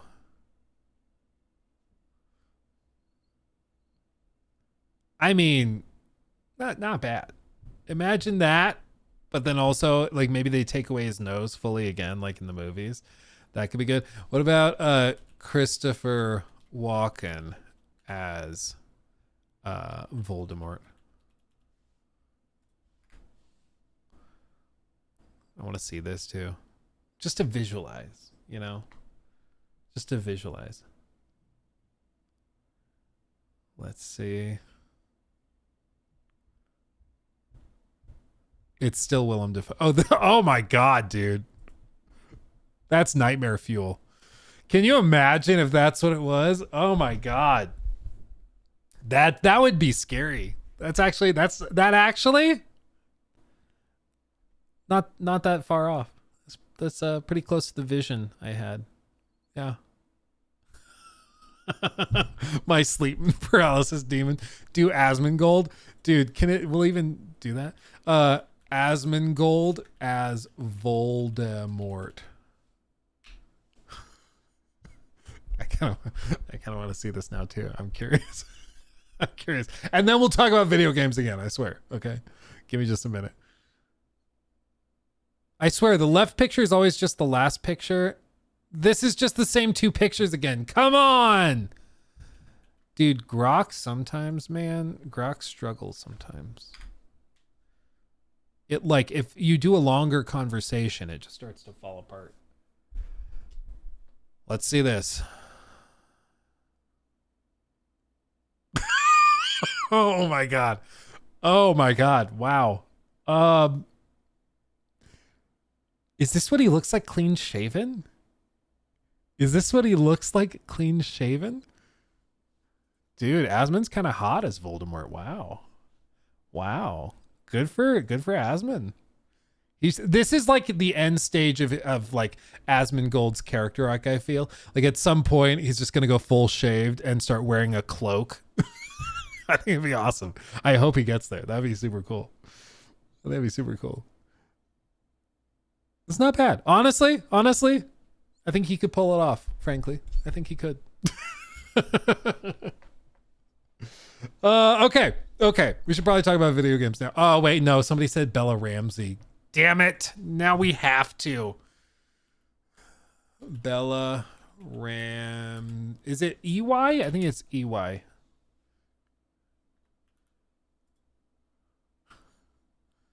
Oh, wait, no. I got to do it as a picture. Create an image. Okay. This is going to be cursed. Whatever it is, it's going to be cursed. Oh, no.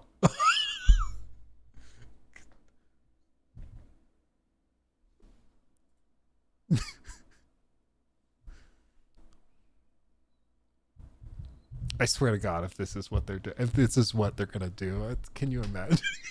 That one's fine. Like that's just a picture of Bella Ramsey. This one though, I see the dead people. Oh my God. Oh my God. Oh, I'm never gonna get that out of my head. I'm gonna be dead. I'm gonna be a Death Eater. Oh my God. Anyway, I'm gonna be a wizard, Harry. Jesus. Oh, Daniel Radcliffe would be an awesome twist. Dude, do you think he would? I agree it'd be a really cool like meta flip that could actually be a really cool way to like tie the two together and then bring old school fans, but I don't know. He's got to be so, I don't know. I do think it would be cool. It'd be kind of poetic, but I'm not sure if they would do it. Yeah. That'd be cool though. It'd be cool. Link's Hero, thank you for the 2. Any thoughts on Wu Chang? I'm excited to play it. Yeah, I think it looks cool. I haven't really dug into it a ton. I haven't looked into it a ton. I got to do that. Let's see. GHTY1423, thank you for the 5. Have you checked out the new Eric Sohm, The Stolen Dream? The writing and cinematics look great. Yes, I think. That sounds super familiar. Hold on. Yes, we have actually looked at this on stream. We've looked at it on stream. Is it out now? Oh, it's a demo. No, it is out. It launched 2 days ago. I didn't know it was out. We looked at the trailer on stream. This was the game that had like some of the most insane graphics for cutscenes in a bit. Oh, Luality's playing it right now.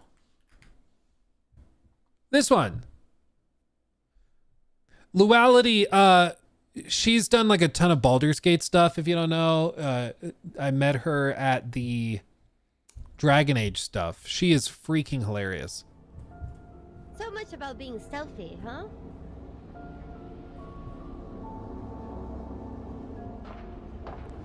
If you've ever wanted to see like hardcore challenge runs of Baldur's Gate, she does them and makes it look so freaking easy. It's ridiculous. It's like actually stupid how good she is at Baldur's Gate.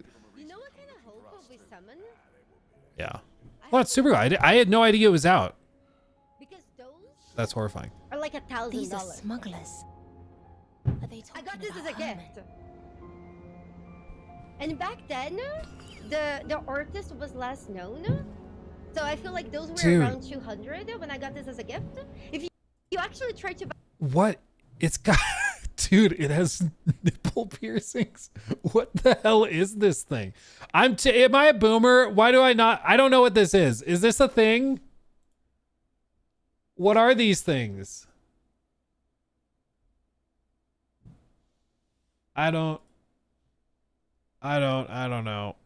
It's a cursed Furby. It's a shaved Furby. By this, you're above 1,000. And this is customized and even has bunnies. It looks customized. This was an investment. That's insane. Yeah, Luality is the one, like, she's one of those streamers. People ask me when we got back from the Dragon Age thing, they're like, is she actually like that bubbly and like just Luality? Is she actually like that in person? I was like, yes, dude, like that's who she is. When I first met her, we went to the hotel. I go to the table, I check in, get my room key, and I'm walking past, and a bunch of other people that were there for the event, a couple other people, like maybe 3 or 4 of us, we're in the lobby, and we all say, hi, you here for Dragon Age stuff? Yeah, okay, we all shake hands and everything. I'm gonna go up to my room, drop my bags off, I'll be down in like 5-10 minutes. Okay, yeah, I'll do that too. Luality says, I'll hang back. I'll just hang out here for a few. So we all go back, drop off my bags, I come back down into the lobby, and she's just sitting having this like really intense, heartfelt conversation with this like 75-year-old man that she just met in the lobby, telling him like really wholesome, sweet, wisdom-filled advice on living life. Like it was just like the sweetest thing. I was like, that's just with a random person you met? What? Like, but that's Luality. That like, she is exactly what she appears to be. Like it's one of the rare cases where a streamer actually is precisely who they present themselves to be. But yeah, this game is like I think it's mainly stealth is the main goal, but it also has some of the most insane cinematic cutscene quality of anything I've seen in a very long time. I mean, seriously. It's outrageous. So yeah, I didn't know it was out already. So I will I'll pull that up. I didn't know. I'll have to play it. I'll add it to my inventory now. Yeah, dude, it's got great reviews too from these people. Landmark stealth game, 9 out of 10 from Gaming Bible. I had no idea. I feel like it got like no attention at all. What the hell? Okay. Well, there you go. Who knew? Who knew? Oh, the trailer started playing. Thank you, Miles, for the gifted membership. And welcome Logan, who just got the membership gifted. And Clem, thank you for the 5 as well. Hey, look, this is kind of random, but you think I can't talk. But do you think you would ever make a video going over the Steam Deck now that it has had some time to marinate? Probably not like a dedicated video going over it, because I just feel like, you know, a lot of people who are much more intelligent and on it than me have talked about it at length. But if anybody ever has any like questions about it, I'm happy to answer them. I love my Steam Deck. That thing's awesome. So yeah, I'd be happy to answer any questions if you have questions about it, but I don't know what we would do as like a dedicated video on it. Okay, let's talk about two more little things, and then we'll get into trying Cyberpunk, okay? Let's do this real quick. Dude, of course I liquidate my Archer shares like the day before it shoots up 10%. It's just my luck. I think it's gonna crash though. Anyway, so this happened over the yesterday. Ubisoft has named CEO Yves Guillemot's son as the co-CEO of its new Tencent-backed subsidiary. Asked to address concerns of nepotism, Charlie Guillemot said, "What matters now isn't my name. It's the hard work ahead."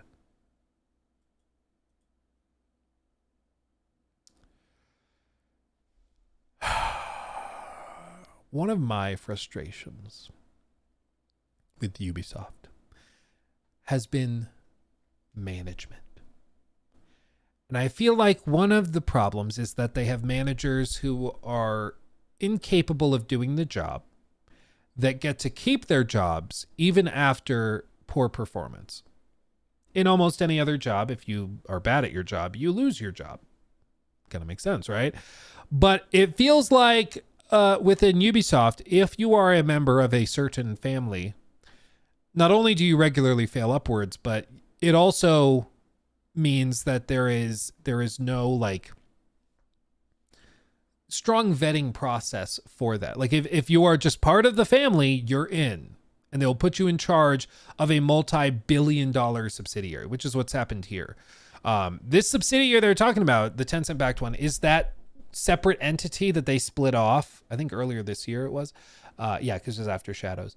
And Tencent put in like $1 billion to value the partnership at like $4 billion.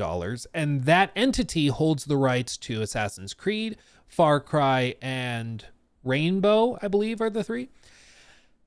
And they're putting his son in charge of it as a co-CEO over it.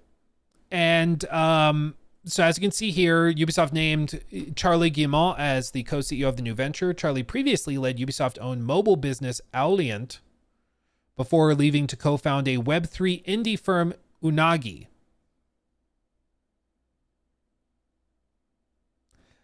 You cannot tell me he is not failing upwards when his last project was literally a Web3 like NFT thing. Because that's what Web3 means.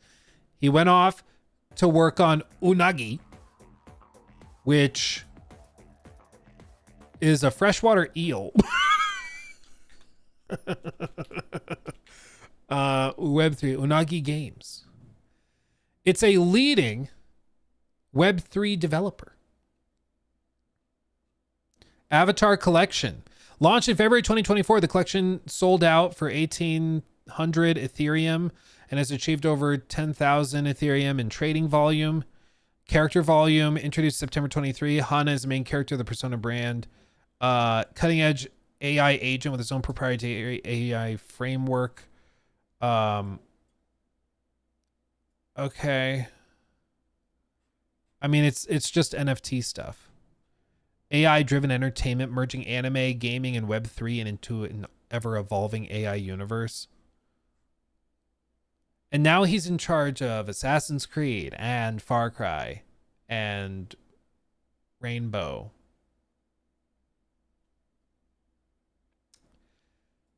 Again, like, I understand it's a family business. I get it. It's a publicly traded family business, which doesn't really make sense when you say it out loud. But if you say it enough times, I guess that makes it okay.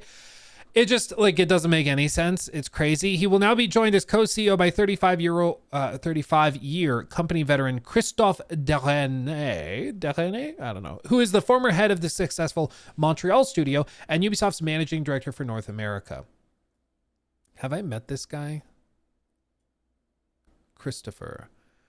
No, I don't recognize him. So I recognize him. That's a thing that's happening. As you can see here, this is their official, if it'll open. Come on. This is the official announcement of the two guys sitting at a table. Life at Ubi, where they're talking about all of it. So I think that they have one guy who has demonstrated a capability of producing games that sell well, that are performant and all that.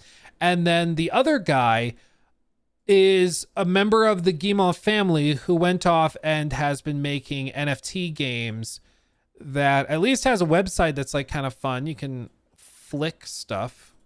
And as we all know, flicking is fun. So I guess, you know, this is part of his resume is this.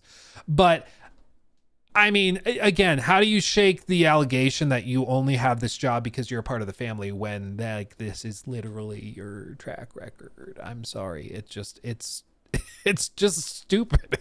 According to Ubisoft, Charlie and Christoph's main responsibilities will be to quote unquote define the strategy and vision for its brands. Yeah, get the guy who just did a bunch of NFT stuff to define the vision. That makes sense.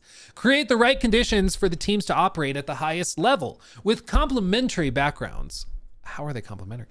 Christoph and Charlie bring strong industry experience, deep knowledge of the Ubisoft ecosystem, and shared culture of innovation. Speaking to Variety, the new leadership team was asked to address some of the concerns of nepotism regarding Charlie's appointment as co-CEO. Charlie Guillemot responded, quote, I'd like to address this question directly, if I may. I completely understand where it comes from. We have a smart one, ladies and gents.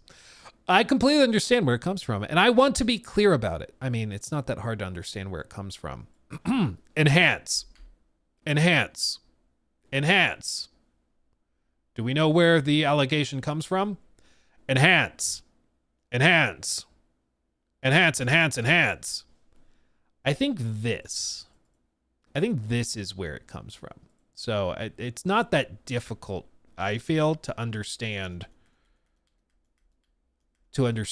why and how this started. But he says, I completely understand where it comes from, and I want to be clear about it. Yes, I'm Eve's son. That's not something I hide from. But my appointment isn't only about family ties. It's about what Ubisoft needs at this moment. So you do agree that's part of it. Okay. I mean, okay. Okay. I can appreciate that. Yes, it is a part of it. But it's about what Ubisoft needs at this moment. I guess the suggestion is that what they need is somebody that's part of the family to keep the family loyalty at the core of the partnership, I guess. I'm surprised Tencent didn't put one of their own people in it, but they're only a minority holder within that new firm. So I guess that's part of the idea, is that Tencent can't put their own people in. He continued, I've spent the last decade building experience both inside and outside of Ubisoft, leading teams, managing brands, and navigating change in a fast-moving industry. I also made the conscious choice to step away when it made sense to learn and grow elsewhere. Did it make sense, though? Like, did it? You left to make a Web3 anime thing named after an eel? Like, is this really like that impressive of credentials? Like, we build on-chain 4 games and counting. Okay. Unagi has launched multi-chain Web3 games built on 5 different blockchains. Authentic 11 aside gameplay. EuroLeague. All the NFTs and clubs are fully licensed. This is the guy they put in charge of, again, Rainbow, Far Cry, and Assassin's Creed. Do you understand why? I'm just tired. I'm just tired, man. Like,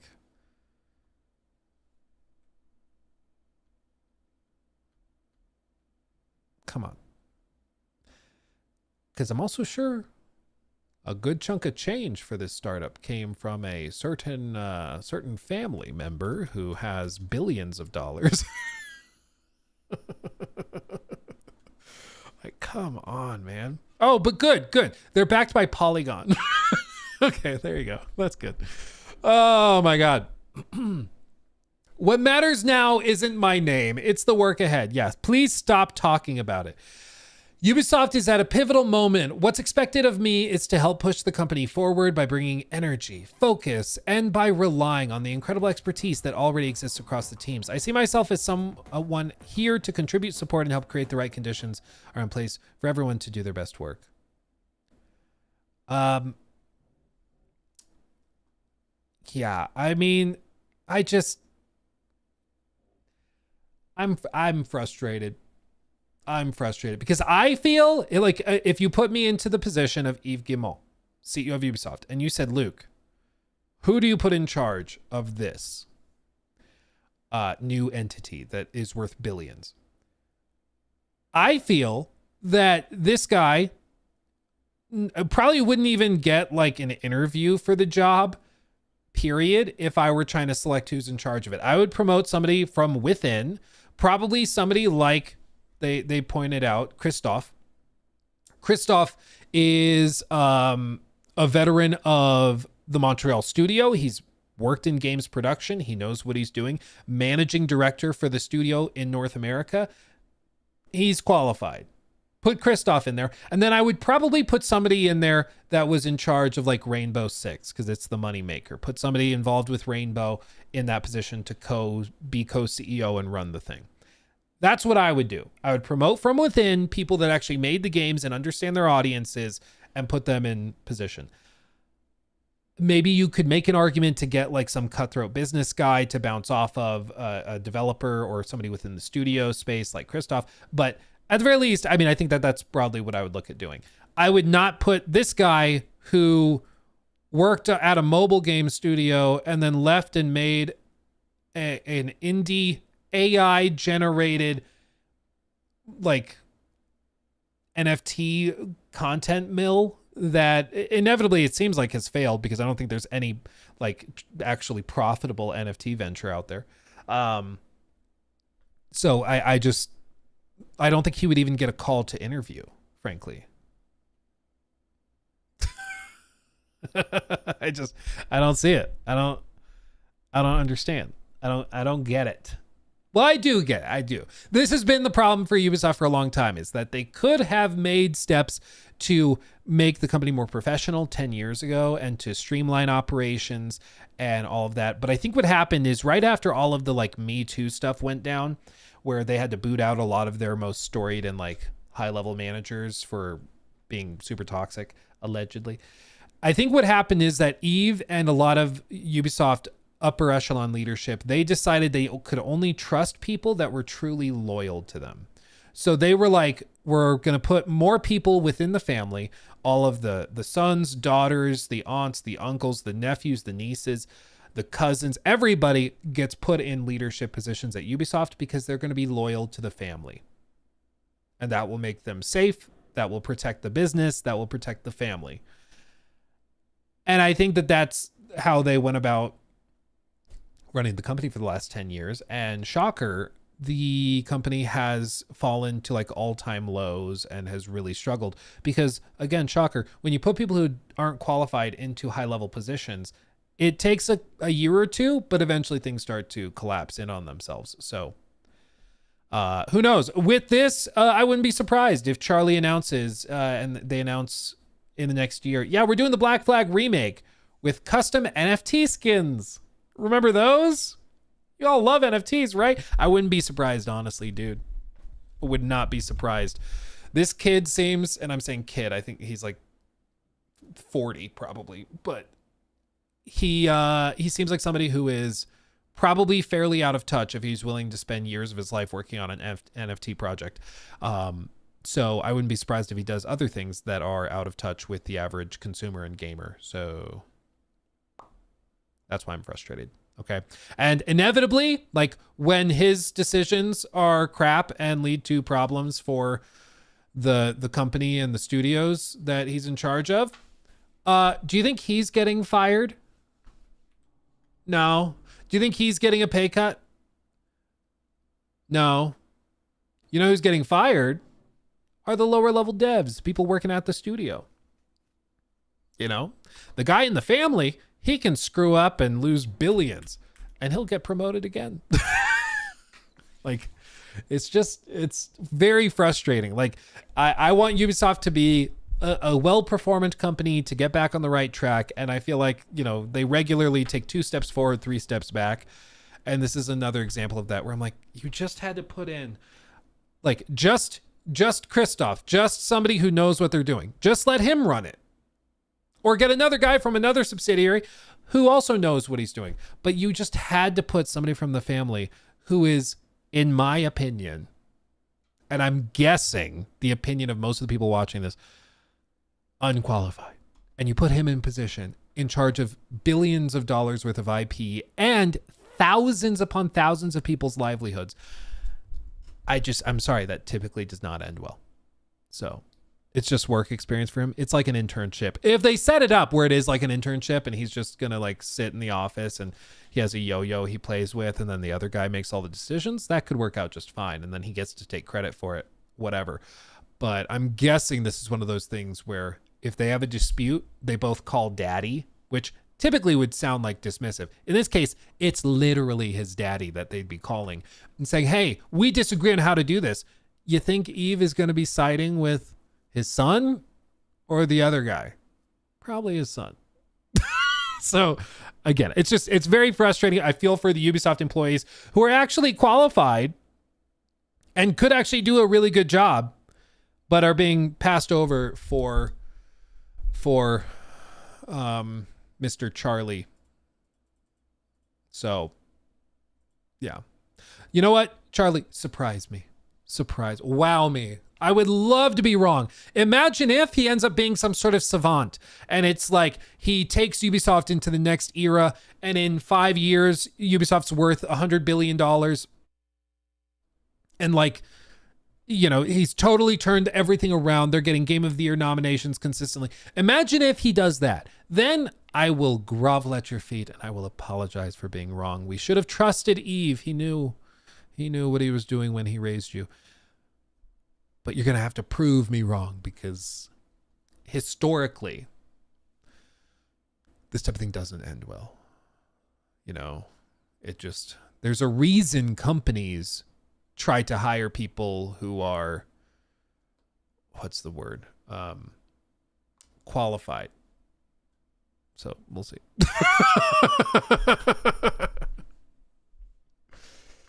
Oh my God. Okay, now imagine Ubisoft or Assassin's Creed has an NFT filled extraction shooter, dude. So they did do an Assassin's Creed NFT run. I don't know if you remember those, but they did do that.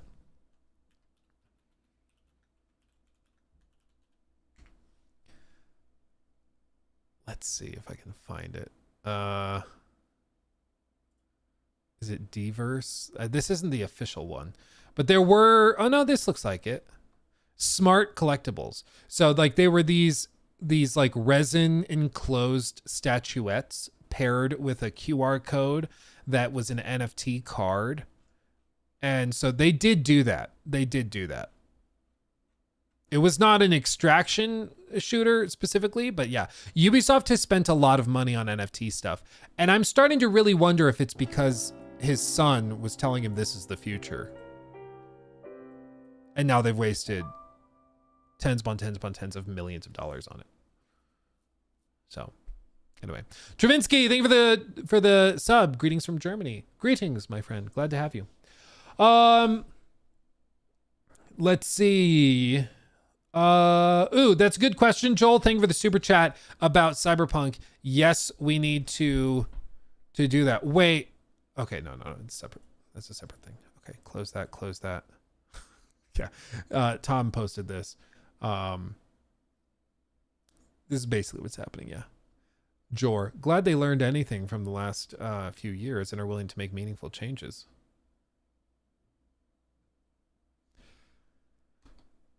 It's just, it really is unbelievable.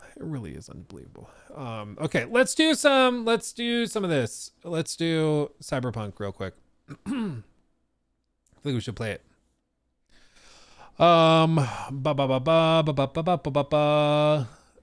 Joel, for that one, sorry if you already talked about this, but did you see people were upset over the new Cyberpunk update? I don't get why people are mad when they are hoping for New Game Plus. Not every game needs one. I mean, I'm sure there's people who are going to be mad about literally everything. I haven't personally seen people freak out about that, but I wouldn't put it past them. You know, people get mad over stupid things for sure. Yeah, we got to do this because I got to take Romeo to the vet here in a few.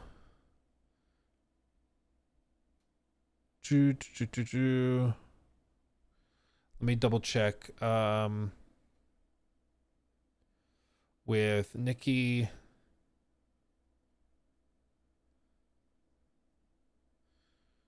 To the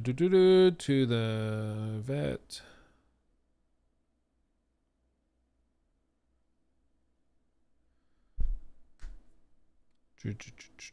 Just need to know. Okay.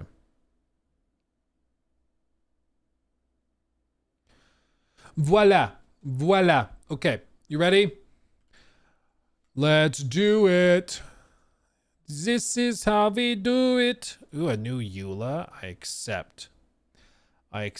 We'll also touch on this if we have time after, because a new analyst came out and predicted that they're going to make like $2.4 billion on GTA 6 within the first like month. It's going to be like a little ridiculous. It's going to be like a little ridiculous. That's what they're predicting. Why didn't it launch? Come on. It's just taking a second. Just taking a second. GTA 6, man. Yeah, dude. Well, like, okay, the game is trying to launch, but it doesn't want to. I mean, basically, as you can see, he's estimating like 10 million copies through pre-orders, which generates 800 million in revenue. And then he's predicting day one, another 15 million, $1.2 billion in revenue. Day 3, they should hit another 10 million. Like, he's predicting also the GTA Plus revenue, that he expects them to increase the cost by like $1 per month, which I think is probably pretty likely. And he's guesstimating like a solid IAP conversion percent of total game sales per gamer USD of like 40% across the board. Like, he says when all is said and done, he thinks it's going to be like a $7.5 billion game. That's ridiculous. Like, it's unbelievable how much money they expect that thing to make. It's outrageous. Oh, baby. Oh, yeah, GTA 6 easy. I mean, it's freaking gigantic, so Lord knows they've spent enough on it. Okay, everybody, we are here. I guess, new segment. We are here officially with the Cyberpunk update. I would say this is going to be the last update, but we thought that about the last update too, when they were like, this is going to be it. This is the end. And then they came out with this. As you can see, model line 1.2, that is update 1.2 at the very bottom of the screen. This update brings a handful of little tidbits and changes. If I enhance on this screen, you can see. So they have a bunch of new little tidbits in here that we will see once we load in. We have 4 new vehicles, auto drive feature, self-driving Delamain cabs can be called at any time. That's also cool. It updates for Crystal Photo Mode, support for AMD FSR 3.1, frame generation, Intel XeSS 2.0, and HDR10 Plus gaming, among other things. And it also brings it to Mac with Apple Silicon, which is a thing. I actually wonder how this would work. I have it on my... I don't have it. I have a MacBook Pro that I use for like working on the go. So I wonder if I could get Cyberpunk running on that, because I should be able to just use my Steam copy, right? I wonder. I might have to mess with that. It probably runs like 25 frames, but still, it's like it technically runs on Mac, sort of. These new vehicles, we have some new side jobs also to unlock these. As you can see here, search and destroy, report a crime you play with fire, purchase 3 vehicles through AutoFixer to unlock it, available for purchase on AutoFixer. Auto drive is another one. Bunch of these. Implemented cinematic camera for auto drive, photo mode stuff, quality of life improvements. A crap ton of like quest fixes have also been added. Other like little bugs, HDR setting screen, all sorts of different things. So we are going to hop into it. We're going to see how it actually runs and looks and give it a shot. So let's do that. I'm really happy to see that they are continuing to make improvements and work on it, because damn.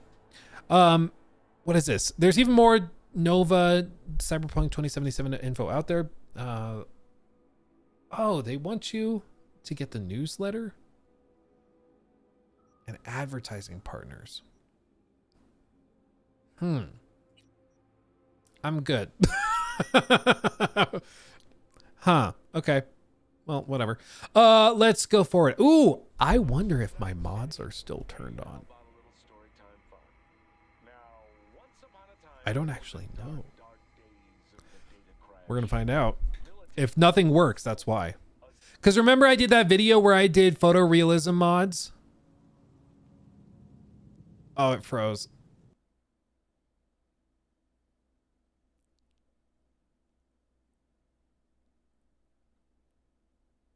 Looks like they are. Give me just a second.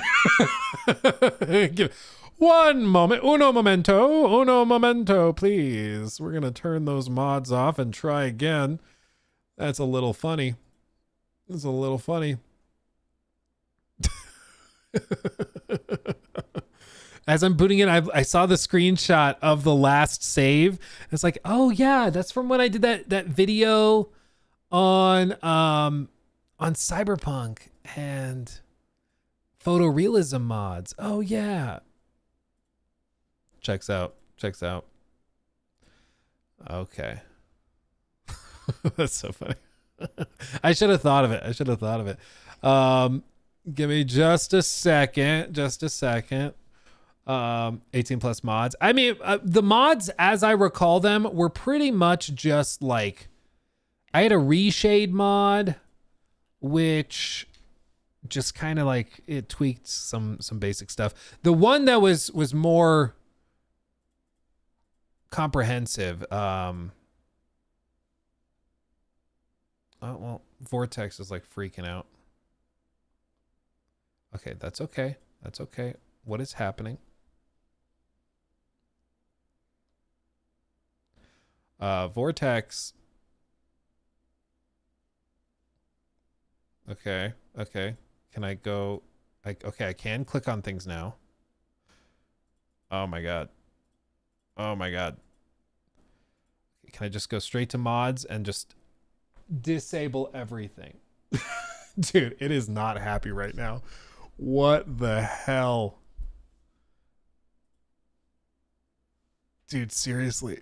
Like, what is up with Vortex? What happened, man? I've never seen that. It is not happy right now.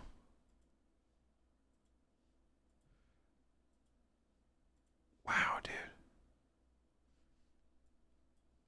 It's like freaking the hell out. That's crazy. I've never seen it do this. This is something else. It's just like panicking. It's like, don't delete us, please. Is it even deleting anything? What if I just disable all of them? If it's not gonna like actually remove them? Because all these are broken anyways, so I'm just gonna have to like redo them anyways. Okay. I think all of them are disabled. It's still freaking out, but as long as they're disabled, it should be okay. Oh man, that's crazy. Vortex is having problems. My goodness. What RPG is better, this or The Witcher 3? Debating. What's the better role-playing game? Probably Cyberpunk. Like, I think there's more role-play to be had within it. Oh no, Reshade is still in. Damn it. I think Reshade was installed separately. Well, this turned into a dumpster fire. This turned into a mess. But yeah, as for which game I personally think is like better, I personally like The Witcher 3 more. Personally. But I just love The Witcher 3. I mean, I freaking love it. Okay, let's try again. It's going to make me redo all of this, apparently. Okay, new patch, see what's new. Okay. We're looking good there. We're looking good. Let's try again. Night City. Hey, how about a little story time fun? Okay. Now, once upon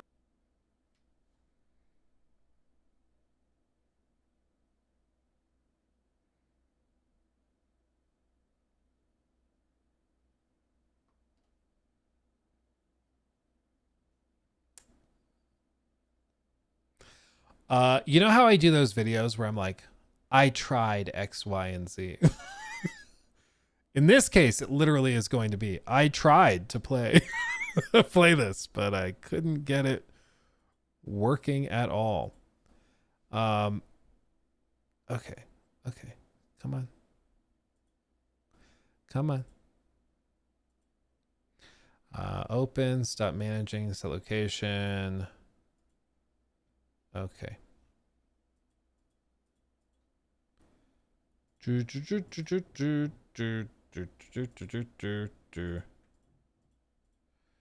we're just going to try selecting all of the mods. We're going to try fully removing all of them. Remove mods. Yeah, just get rid of all of it. I can't even tell if it's working, but I think it is. I think it is. Dude, it's now wanting me to log in again to uninstall mods. That doesn't make sense. Like, seriously, what is up, Vortex? Yeah, so whoever said this is a PC gamer moment, yeah, you're kind of right. Oh my god, dude. Okay, let's just try fully updating Vortex and everything, and then we'll launch it again.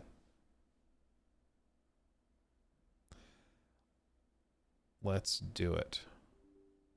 Let's do it.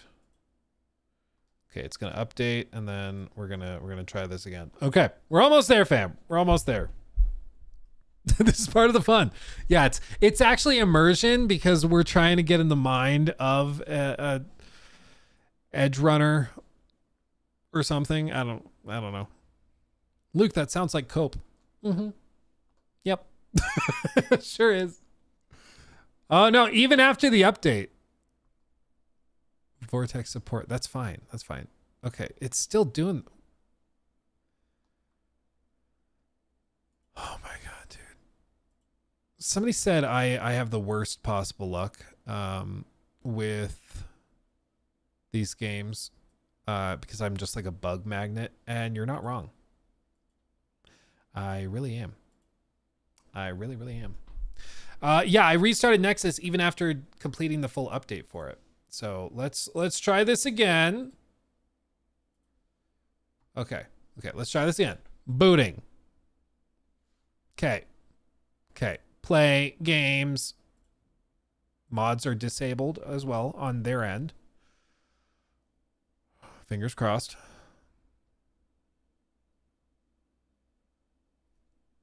Yeah, it's not the game. No, it's all the crap I did to the game like 2 months ago. Yeah. Whatever that was. Okay. Video game booting. Okay. The reshade mod is not appearing anymore, so that's good. We're on the right track.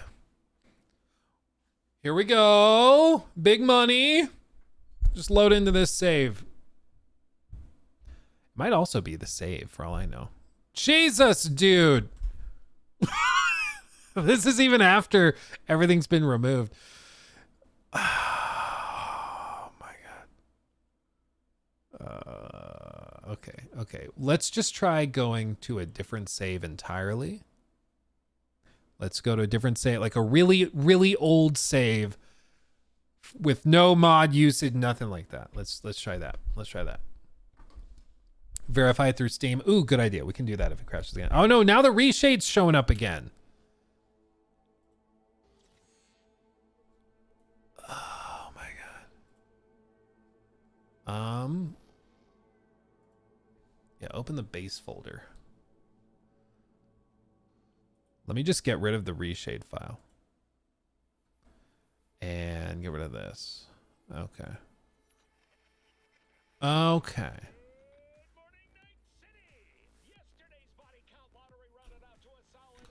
Okay. Let's try this. Let's try this again, and we'll try a new save file. Let's go to save file from 2020. This is a save file from March of 2020. Or not March, from like December. Hey! Babada boopy! Babada boopy! A bunch of the... Okay. It works. Praise Todd. Yes. No, I think Todd was the one trying to mess with it. Okay. So, now that we're actually in, having dealt with all of that, let's try a couple of little things. So the first thing they said, kind of the big selling points, are the self-driving, the auto-driving stuff, and all of that. So let's go, first of all, with V. And at this save, we only have the basic car. I don't think I can even call Delamain stuff yet until you reach, like, a certain point in the story. So, there it is. Man, I kind of want to do another run through.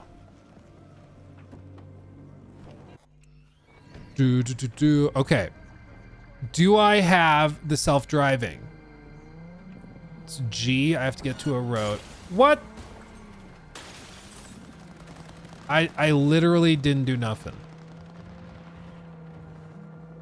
I literally didn't do nothing. It won't let me use the self-drive. There it is. Auto drive. Oh, that's cool. It even gives you a countdown to like how much time is left till you arrive at your location. That's actually kind of cool. That's kind of cool. Cinematic camera.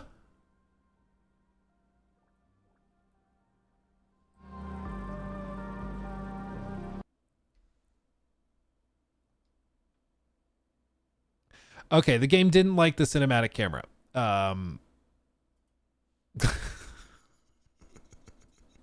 Didn't like the cinematic camera. Okay.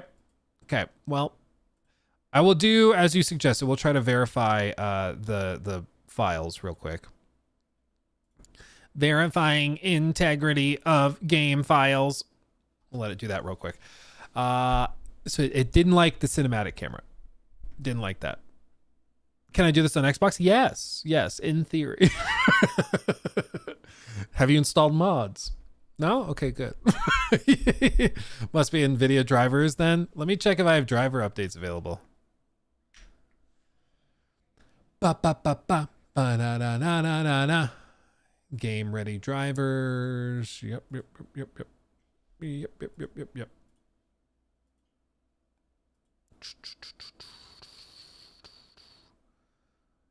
Should be fully updated, but we'll make sure. Oh, man. Bobbity boopy. Indeed, Jimothy. Indeed. You want to see some other random stuff I got for filming while we're traveling, while this is verifying the file integrity? Just let it verify. I got these little things. Look at this. This is something I can bring because I was like, when we were in LA and I was trying to film videos late at night, I was like, I don't have a light. It's so dark in here. But I found these on Amazon, and it literally is just a small little light that you can change the color temperature on, or the mode if you want. You can even change effects, but you can then like change the lighting intensity if you want. You just scroll it down.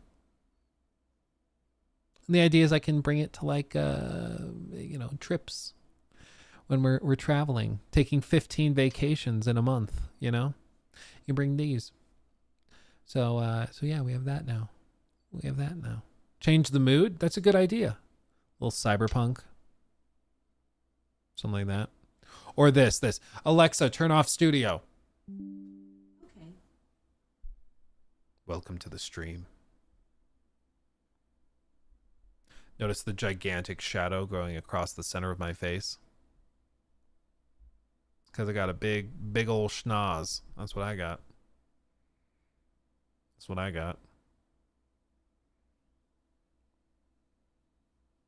kind of mood lighting, isn't it? Look, I'm in an indie film. Something sad. Blah, blah, blah, blah, blah. Whiny bullshit. Alexa, turn on studio.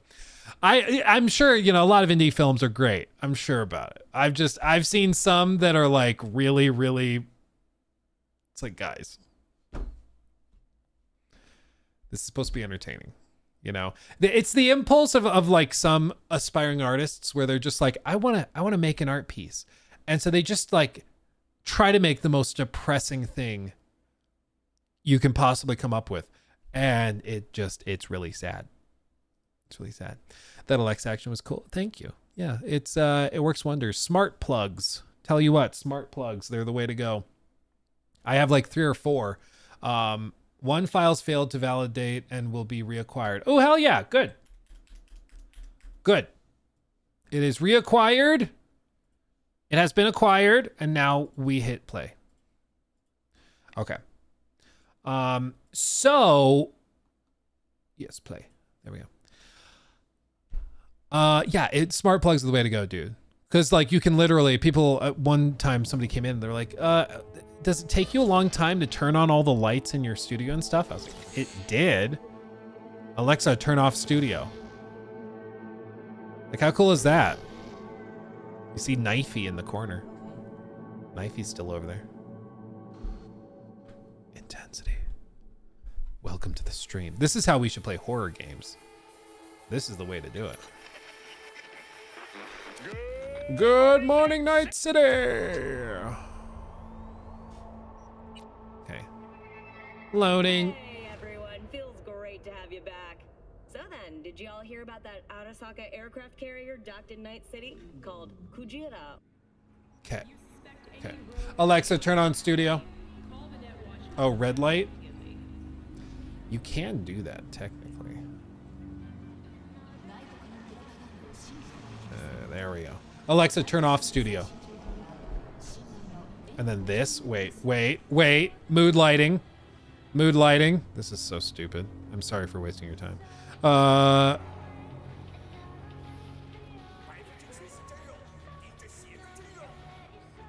like that. Ooh, now we're talking. Reshade reinstalled. Damn it!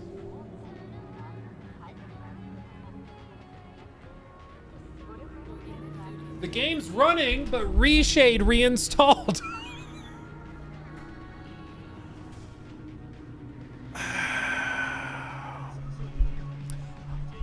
Mods giveth and mods taketh away, my friends.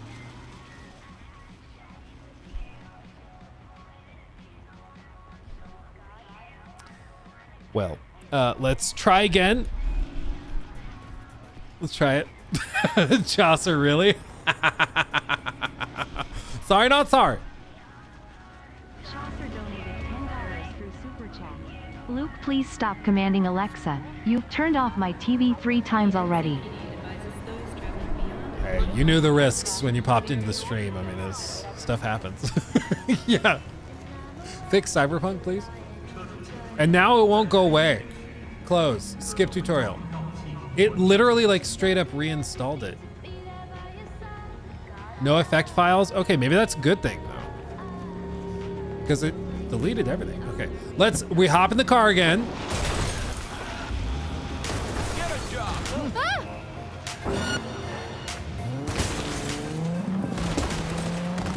Okay, let's just get away from the crime. Driving on the wrong side of the road.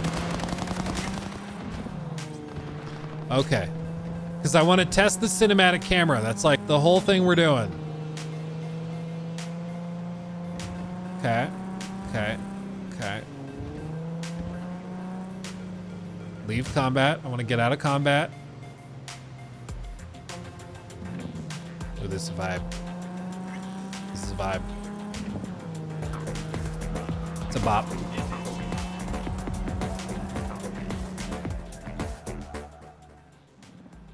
Gerald Tatalon donated $10 through Super Chat. Thank you. Alexa, play Despacito. You wish. You wish.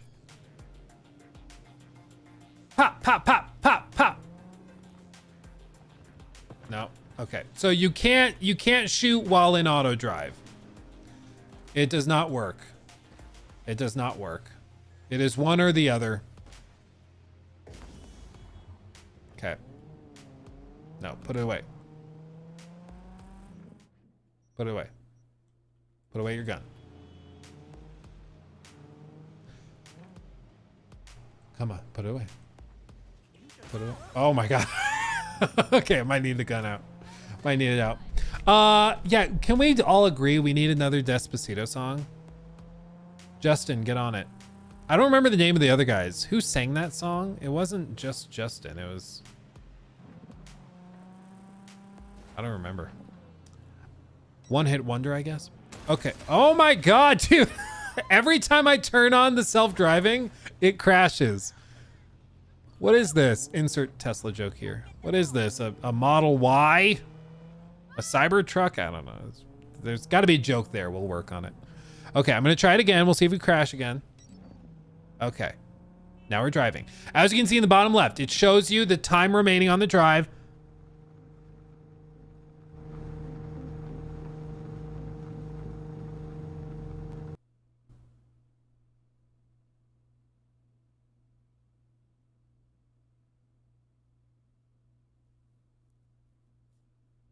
Not even the mood lighting helped. Now I'm really at a loss. Damn you, Reshade. Yeah, literally, dude. I don't.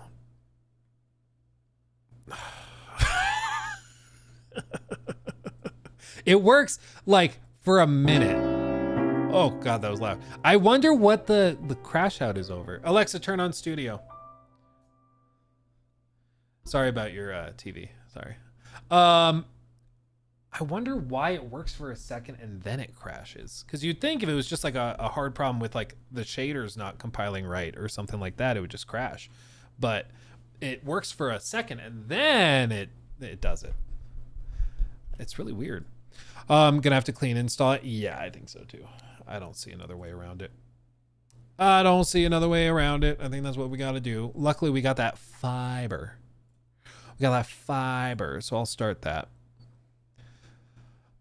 Shouldn't take too very long to just do a clean install and then we can try it. In the meantime, I can tell you a little bit about the insanity that is GTA 6 numbers. So sorry, we will just take another minute or two and reinstall it. Okay, it's saying 13 minutes to install. So let's get it. Yeah, 13 minutes. So give us just a minute. We'll get there. In the meantime, I could ramble about this because you know I'm good at rambling. I'm pretty good at it. Okay. Make sure that looks good. I got some texts from the team because we increased the 401k match. Dab dab on the haters. There we go. Okay, let's talk about this real quick. New mini-7. Hey, Luke, have you tried the new Cyberpunk update? I've tried trying it. Yes. You're like, oh no, there's a typo in your title, Luke. It says you tried trying the Cyberpunk update. It's not a typo. It's not a typo. Been trying for a while. And Raphael, thank you for 13 months. Oh, baby. Dear Luke, did you hear about the payment processors like PayPal are censoring games on Steam?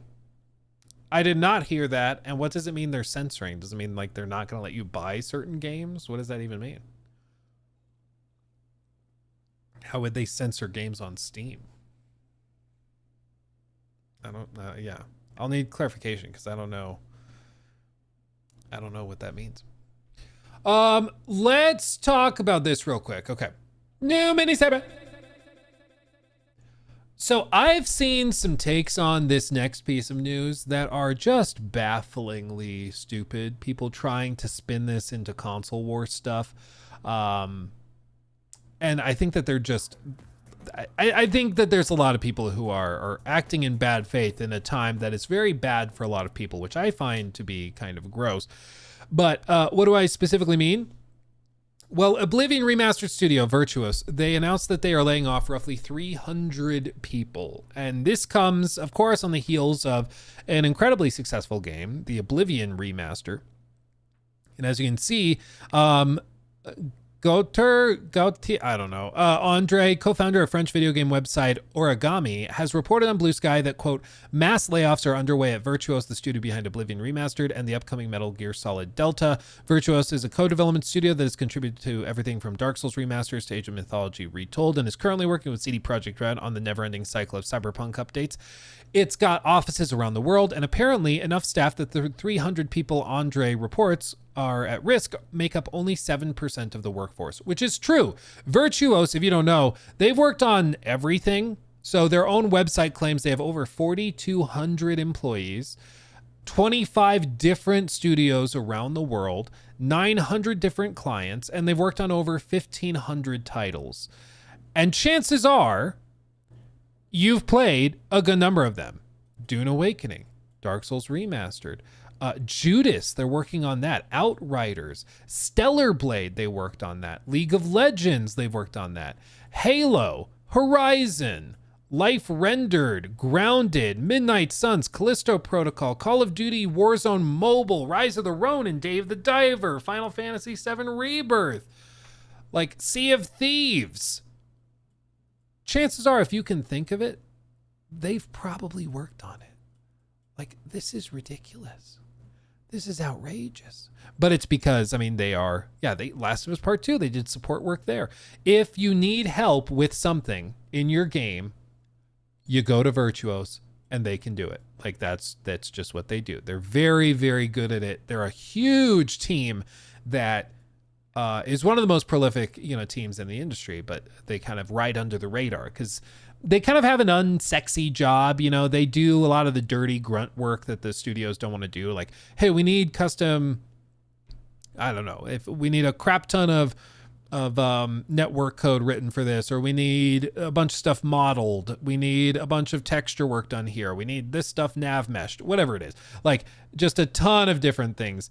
They'll come in and they'll help do all of that, but they don't really get a lot of the credit. If the game pops off and wins Game of the Year, they're not going on stage for it, But with Oblivion Remastered, they, I think, really got a lot of the attention finally for working on that, because it was amazingly successful and it was pretty well executed, even if it didn't run very well. But still, it's a Bethesda game. What do you expect? So 300 people represents 7% of the workforce. Checks out. Huge company that you might not have been too aware of. Virtuos is said to have made significant efforts on Oblivion. Andre writes, with a policy of over quality relative to the budget and a contract without royalties, without bonuses indexed to the game's success. The results team put to the test for a purely showcase game, doomed to see its profitability questioned. I mean, if this is true that they had a contract that did not include royalties or bonuses if the game performed well, that kind of sucks, because the game's performed amazingly well and they're not getting any additional funding or bonuses. That's unfortunate. Maybe in another climate it would have worked out with enough new projects won at the back end of that success to keep the ball rolling. Regarding the contract without royalties, over on Reset Era, an ex-employee of Virtuous explained that there are almost never royalties for projects like this, because if a studio insists on them, they'll be underbid by one that doesn't. It really sounds like a lose-lose deal. You put in the work on a portfolio-enhancing project and still lose your job because the industry decides to have another year of belt tightening. Just another foolproof way to get laid off in the games industry, I guess. Yeah. And what I was referring to at the top is that people are taking this and trying to refer to it as layoffs caused by Microsoft, that Microsoft has caused Oblivion Remastered Studio to lay off another 300 people. And in some cases, this is people that legitimately don't understand what's going on. They saw they saw Xbox, at the top over here, and they put out a game that was the, Oblivion Remastered. And so they just assume that Xbox is responsible. Xbox, there's layoffs at the team that made this. It must be Xbox's fault. But it's not actually what's happening. I mean, how this works is that there's a totally separate company in Virtuos, that is over here that was bidding for this project. And then they made the project. And they got paid basically, as I understand it, a flat sum of money to do this. And Xbox paid them to do it. But after this was finished, now that tie is severed. Xbox is doing its own thing, and Virtuous made the independent decision to lay people off after this project. Because for them, it was just another product. It was another job that they were doing. They finished it, and then that's that. They move on. So there are people that legitimately don't understand how this is structured. There are other people that are either intentionally being stupid or are just stupid and refuse to acknowledge this. I don't know. I won't or attribute motivation to it beyond just, when you've been corrected and you insist on still saying the wrong thing, then I think we get to make fun of you for being dumb. But in this case, this is a Virtuos decision. Virtuos is separate from Xbox entirely, and they bid on this project. They completed the project, and if they're now deciding we need to trim 7% of our workforce to hit profitability targets, to keep cash flow, free cash flow where it needs to be, to maybe just lower insurance costs, whatever it could be. I mean, there's a bajillion things that go into decisions like this. It's a separate thing from the bidding of these separate projects. You're not blaming Naughty Dog for the layoffs. You're not blaming, Obsidian for the layoffs. You're not blaming From Software or Bandai Namco. You're not blaming any of these guys. You're not blaming Funcom. Like, ultimately, how this works is you have a project, and it's typically like Ghost Story Games says, hey, we need help working on assets for our game. This is the art style. This is what they need to look like. We're going to go talk to a handful of contract companies, and they will tell them the scope of work we need, and we'll get a bunch of bids. And these companies will bid and say, we can do that for 10 million. We can do that for 15 million, for 12 million. And this is our portfolio. This is the quality we can do. These are the games we've worked on. And then the company that is offering the job decides who to hire, and they hire them based on what they pitched and what they bid, and then they get paid so long as they hit the targets and complete the project. And that's what's happened here. If Virtuos didn't charge enough to the point where they can't keep, or they're not profitable on the project, that's kind of their fault, like it just is. They didn't charge enough. And I understand maybe they underbid it so that they could get the job that they really wanted to. But ultimately, if you take on a job that's not profitable, ultimately that's your fault. Like I'm having my deck rebuilt right now. They're out there working right now. And I went to a company and they had a bunch of bids on it. A bunch of different people that do this bid on how much it would cost for them to rebuild the deck, tear down the old one and build a new one. And I looked at all the offers, and I looked at who bid what, and I looked at their quality of work and their portfolios and reviews and everything. And then I made a decision on who to hire. If I hired a company that bid $20 and they're just going to lose thousands on the project, if they bid me $20, of course I'm going to work with them if their quality is good and they can demonstrate that they know what they're doing and all that, and I get a product I'm happy with. But if they're not profitable and they bid too low, like that still lands on the company. You don't blame the customer for taking advantage of a deal, of a sale. It just doesn't make sense. It's very dumb. So further layoffs are unfortunate for everybody, especially when a company is seemingly doing fairly well. But this is a huge private company. As you can see, it was founded 20 years ago in Shanghai. It's headquartered in Singapore. It has 4,200 employees. Now it's probably going to get cut down below 4,000 total. They have a bunch of subsidiaries and they work on a ton of different things. But ultimately, this is the way of the world, and this is how the industry is going. And a lot of places are, as he said, tightening their belts. They're trimming budgets and trying to find ways to save money. And that's just how it is. It's just how it is. But to try and twist it into some sort of bizarre culture, or not culture, console war thing is just dumb.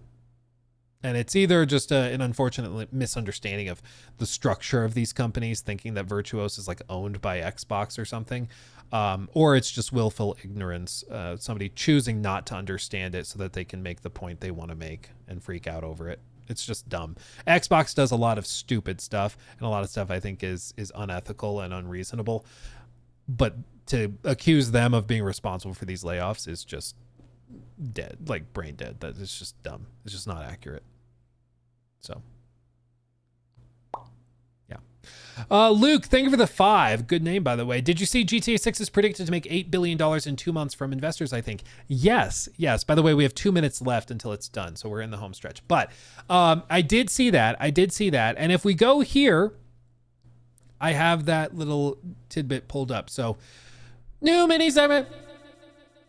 So there's a company called Convoy, and they do a lot of like investment and industry insight reporting and things like that. They did this report that we touched on in a little bit on stream like a couple months ago, where they deep dove into GTA 6 and all of that stuff, going through each of these, where they go through the entire industry, they go forward, they make projections, they estimate, they're trying to predict the price is 80. They break down in-game purchases for GTA 5 and how this broke down. This was kind of interesting because this breakdown really gives you an example of how these games have changed. The early ones, so you can see they compare how these are structured from release to release. So you start in 1997, no microtransactions, no subscription required. It's just a single player only project. And then they, as time goes on, steadily get more and more things introduced, more monetization opportunities introduced, and it just continues snowballing like that. Lim Keith, thank you for the gifted membership over on YouTube. Thank you. And welcome Gavin, who just got the gifted membership. But look at this. GTA 5 original, microtransactions, yes. GTA Plus subscription, no. So check mark. And you go through this, GTA Plus introduced. This is something that like those of us who have been out of the GTA game for a long time may not be aware of, but they introduced this GTA Plus subscription service back in 2022, and it's been normalized within that community at this point, but they're going to carry that forward into GTA 6 and their online mode, and it's probably going to be even more aggressive. And if you don't know what that is, GTA Plus, sorry. GTA Plus. You can't get it twisted. It's GTA Plus. GTA Plus. GTA Plus, here it is. The premium membership for GTA Online players. Oh, what benefits? GTA Cash to bolster your bank account. Special amenities at the Vinewood Club. New selection of monthly benefits. Enhanced CEO and VIP perks. Access to Rockstar Games titles as well. Wow. You see all sorts of specialty cars and vehicles that are exclusive to members. So you either get them for free or you get them at steep discounts as well. So you can save money on your ones and zeros. That's very nice. And I mean, people go hard for this. And it's one important thing to understand. Again, there's a good number of people who play these games a lot, but same with like Star Citizen or Fortnite or Roblox or any of these like big platform games. There are people whose hobby is GTA Online or GTA Roleplay or whatever. Like they don't really play a lot of other games. This is their hobby. So they spend a lot of money on that hobby. They might occasionally try another little game here or there. But in general, when they get home from work, they boot up into this. Like this is what they play. This is what they do. Now, why am I bringing up GTA Plus? Well, because this is a major factor in these analyst estimations of how much money is going to be generated. As you can see here, looking ahead to GTA 6, we believe they will use Call of Duty and Fortnite as their North Star for how to monetize the incredibly large and expanding player base for GTA 6. Call of Duty, $70 for the game, $10 for an 8-week battle pass, and $2 to $100 in-game currency packs to buy skins and other items. Fortnite, free to play the game, $9 for a 10 to 11-week battle pass, and $12 a month subscription, includes battle pass and other perks, and $9 to $100 for in-game currency packs to buy skins and other in-game items. GTA 6, here are their predictions for what they're going to do. $80, they do not need to charge $100 plus. He thinks they're going to stick to $80. Seasons and Battle Pass, $10 a month or $15 seasons if they're 2 to 3 months long. In-game currency, $5 to $200 options on a sliding scale. And they point to a lot of other references within the industry for this. And then this is the really interesting thing, okay? Right here. Convoy projections.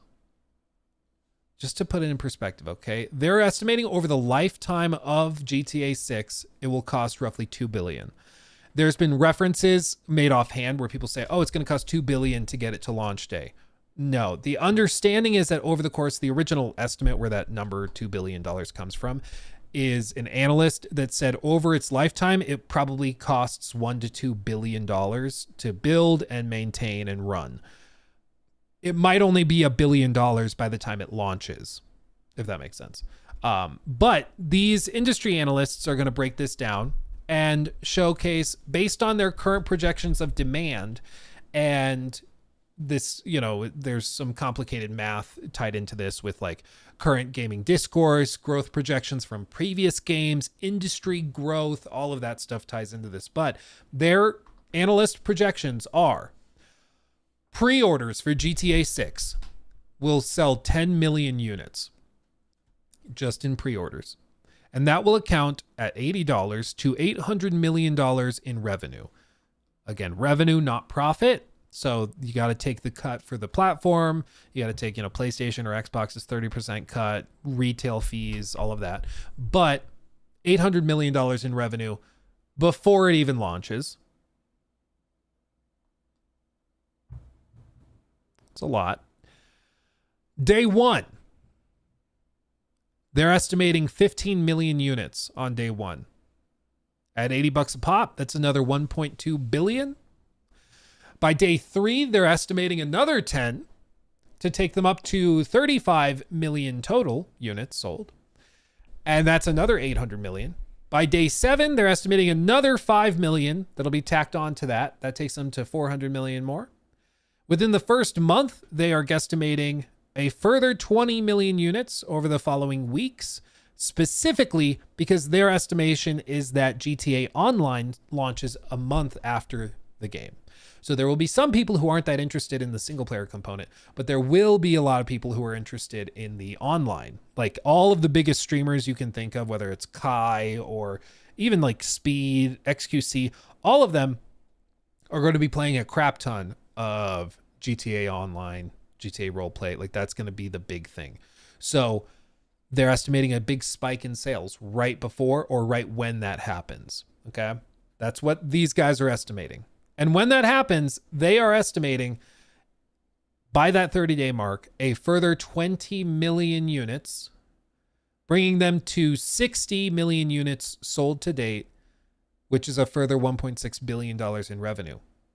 And by the time 2 months has passed, especially once the online starts to really pick up steam and everybody's playing it, all the streamers are playing it, they're estimating a further 25 million units, which takes them to 85 within 2 months, which is a further 2 billion, taking them to a 2-month running total of about $7 billion just in copies. That's just revenue, but that's their estimation. And then they're estimating on day, basically when the online mode launches, a 10% adoption of copies sold onto the online mode's exclusive premium currency or premium membership. And then by 2 months, that number will raise to 20% of total copies sold. 20% of people will have the online subscription service. Now, I'm going to go through and offer my opinion on these numbers in just a second because I think some of them are aggressive.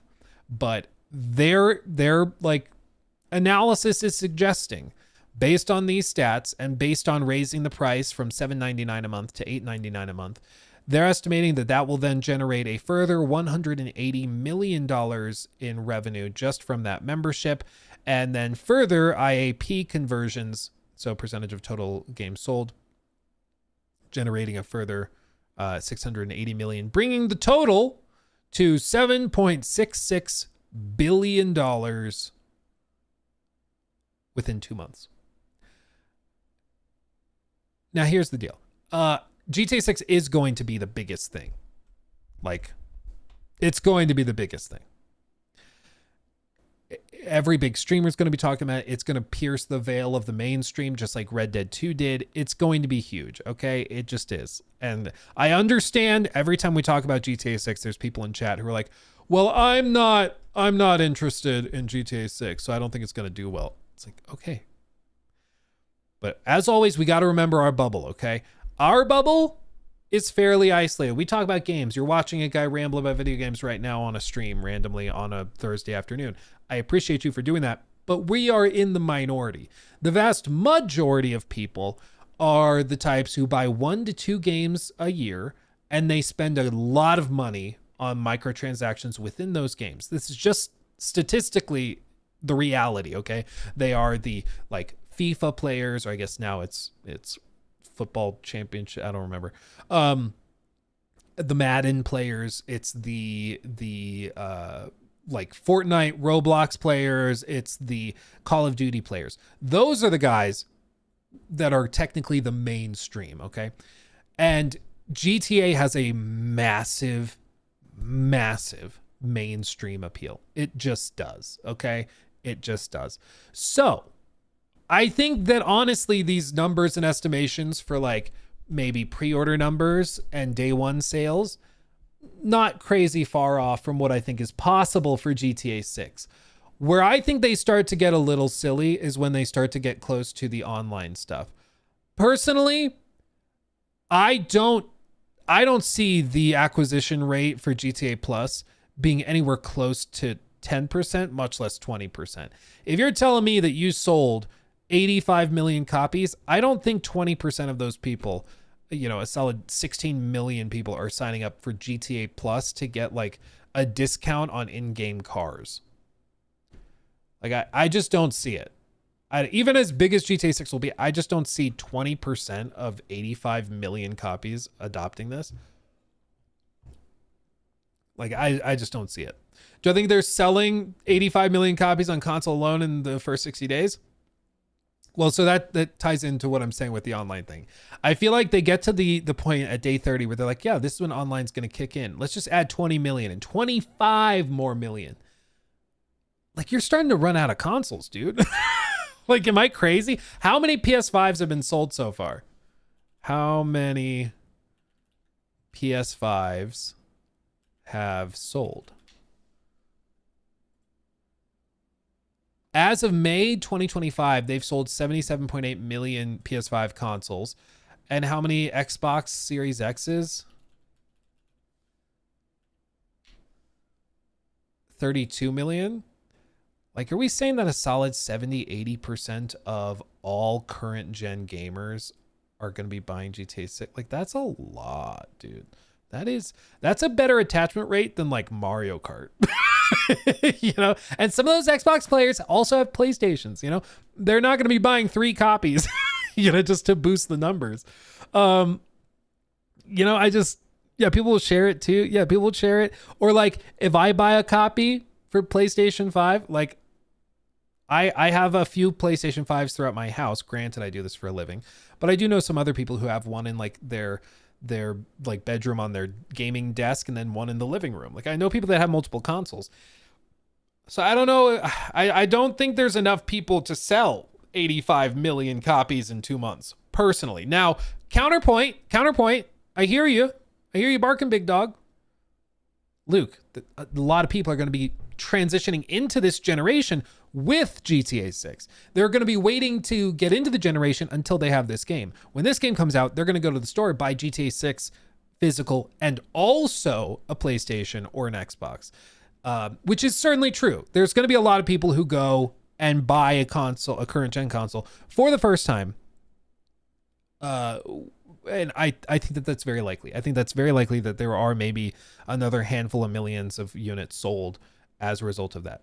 But I still don't think you got 85 million. I mean, that's so much. That is so much. It's hard to stress just how many copies that is.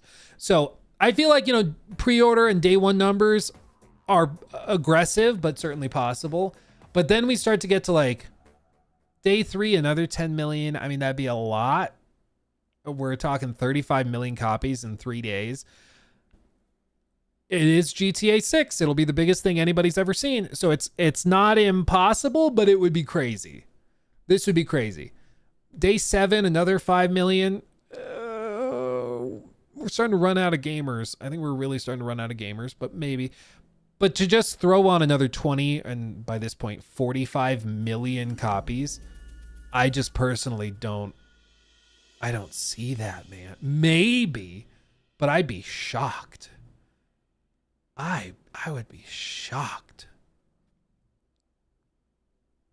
I guess, you know, time will tell, but and beyond that, a 10%, 20% adoption rate for GTA Plus, the subscription, unless they overhaul it significantly and offer a lot more value, I don't think that's happening personally. I just don't see it. Yeah, I just don't see it. Do you guys think it's anywhere close to realistic? I mean, I don't see it. I think 30 FPS will hinder. There will be some people like, honestly, like this is the one, I guess, benefit they have with how they've set this up.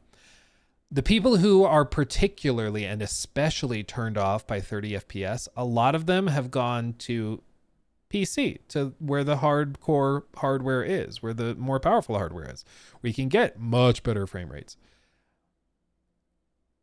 I don't think the, again, average console player cares that much.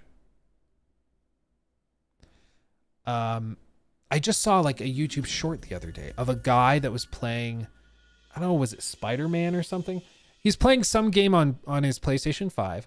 And this video, by the way, had like 160,000 likes. Okay. It went like basically viral, millions by millions of views. So a lot of people found it relatable. And he's playing, and somebody in his chat says, oh, turn on performance mode. He's like, what is that? And he goes in, he's on fidelity mode, and he turns it to performance, and he's like, oh, I guess it looks a little smoother. I guess it looks a little different. And like, he just kept playing, but it like was not a big deal to him. And I mean, there's other times where people, you know, we've all seen the videos where they switch it. Somebody sees 60 FPS for the first time. They're like, oh my God, how could I live without this? It's amazing. Like, we've seen those too. But I do think there's a lot of more casual gamers who can't really tell and don't really care. Like, I didn't believe it, but I tested it with my wife. I feel bad. Like, I used her like a test subject because I wanted to see, like, I wonder if she notices the difference. So I showed her a clip of gameplay, like on YouTube at 30 FPS. And then I showed her a clip at 60. And I was like, what's the difference? Like, can you tell a difference between the two? And she couldn't. She's like, this one's brighter. Like, she did not see the motion aspect of it. And I used to, as you know, I used to sell TVs. Like when I was in college, I worked selling TVs, initially through Best Buy and then through Magnolia Home Theater. And we had a lot of customers that straight up couldn't see or like couldn't appreciate the difference. Like, technically they could, their eyeballs were capable of seeing the difference, but they didn't care. Like, the average boomer preferred just make it brighter. Like, turn on the motion smoothing, whatever. I don't care, but like, make the TV brighter, and that means it's better. Like, the average customer didn't really care. Like, it was very frustrating because I'm one of those guys. I'm like, turn off all the motion processing, turn off all those like artificial smoothing things. It makes it look like garbage. But a lot of people like they just don't see the difference. You know, they just don't see the difference. Where's the Fox News? Dude, I had a guy come in. He wanted to buy a new TV. And he wanted to work with me instead of my coworker, because my coworker, like 6 months before or something, had sold him an OLED. And this is like 2018 or something. So like, OLEDs were pretty new-ish. Like, consumer grade OLEDs were pretty new. And they had burn-in issues. And this guy was like very upset with my coworker and only wanted to work with me because he had gotten the Fox News logo. Like, you remember, it was just the square that would rotate around and show the time and stuff. He had gotten that burned into his TV because it was on 24/7. I was just chatting with him about it. I was like, well, yeah, I mean, because I was trying to like save my buddy. I was like, well, you just turn the TV off. It does automatic screen clearing stuff and pixel cleaning to try and fix it. He's like, why would I turn off my TV? Like, genuinely surprised that people would turn off their TVs. And I was like, come to think of it, my grandpa also like never turned off his TV. He would just leave it on 24/7. It's like, if there's breaking news, I want to hear it. So he would just leave the TV on with the news channel on 24/7. So if something happened, like breaking news, he would hear it. And he'd, breaking news, blah, blah, blah. And he'd walk over to the TV and see what it was. I was like, oh. It's like, come to think of it, maybe that's just a generational thing. I don't know. But yeah, it was a moment where I paused. I was like, oh, I guess, yeah, some old people do just leave their TVs on 24/7. And like, yeah, I guess if you don't have a phone, you're not checking social media. Yeah, if you want to know breaking news, you just leave the TV on 24/7. Yeah. Anyway, I don't remember how we got there. I don't remember what led into that. Yeah, I lost track of I don't remember where I was going with that. 60 FPS, the 30 FPS limit. Yeah, I think I think there will be some people who say, I'm not buying GTA 6 when it only runs at 30 frames. And those people will wait and they will buy it when it launches on PC a year later or whatever. And so they'll still get their money eventually. But I really, what will set GTA 6 apart is the mainstream appeal and the mass market appeal. And mainstream mass market gamers are just not, they just don't care that much. They just don't care that much. You may care a lot. That's cool.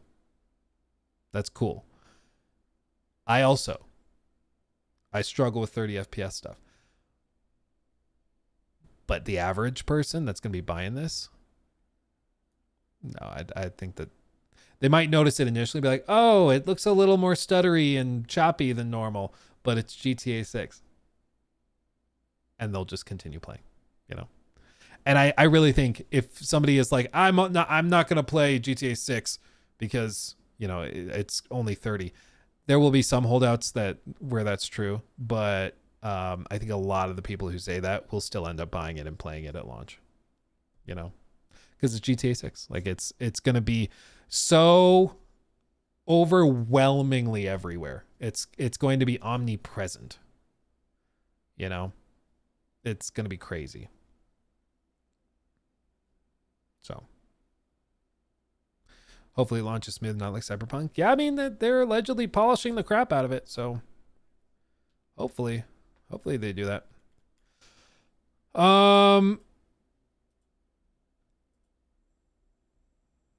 Let's see. What did I just do? I pressed one button and then, okay, there we go. But anyway, going back to this, I just don't see them reaching 85 million units in 2 months. I just personally don't see that. Maybe they can pull it off over a year or something, but based on the current user base and install base for this generation of consoles, I don't see how it's possible. I mean, you're talking like 80% of total consoles that exist in the planet right now, each having their own copy of GTA 6. I just don't see it. Yes, that number is going to grow and swell, but like, do you really think they're going to add like 40 million PlayStation 5s just for GTA 6? I personally don't think so. I think GTA 6 is going to be huge. I just don't think it's going to be like that ridiculous. You know, maybe I end up being wrong and it does end up doing $7 billion in 2 months. I don't see it. Maybe like a solid like 3, maybe like 2.5, 3 billion in the first 2 months. I could see that. First 6 months, maybe reach 4 billion in revenue. But I mean, that seems like a lot. And the Series S, yeah, but I mean, I don't think there's that many Series S's out there. S's. Okay. We have completed the fresh install of Cyberpunk. Let's try again. One more time. And then we should be good. Then we should be good. Give it time, boys. Give it time, boys. Oh, that's a sweet Romeo. Romeo's at the vet right now. Nikki took him. I was going to have to end the stream super early. But then Nikki's like, oh, I got it. I'll take him. Based wife, am I right? Yeah. Welcome to Night City. Okay. I'm going to go back to that same save that's like from March of 2020. Okay. Okay. Okay, here we are. Here we are. Still looks fantastic. Okay, so we're going to try this one last time before we end the stream and see if we can not crash it, okay? I checked, drivers are fully updated, all of that. We just did a fresh install, so there shouldn't be any like mod issues. Everything should be clean. Should be clean. The one thing I want to do is the cinematic camera with the self-driving, okay? Also, what's Y? Oh yeah, this thing. Twin tone database. Confirm. Look at that. How cool is that? How cool is that? Come on, man. You're driving around. You want to do this? You want to quickly swap around? Let's go like a deep red. There we go. How clean is that? That's pretty baller. Imagine that as like a gameplay mechanic too. Like you steal a car and then you change the color of it while you're trying to evade. Like if you had a police detection system that was reporting out the color and make of the car, and so they see you commit a crime, like, oh, he's got a red car, go get him. And then you just quickly do a little swap-a-rooney. Like, oh no, now it's neon green.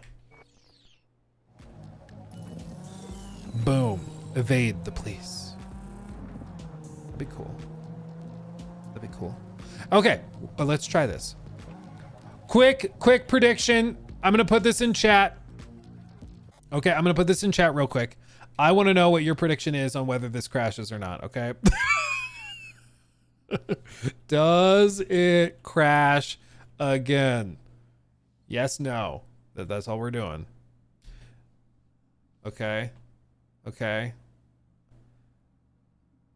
I put the poll in. Put the poll in chat. There we go. You guys are voting actively right now. Voting actively. Come on. Come on.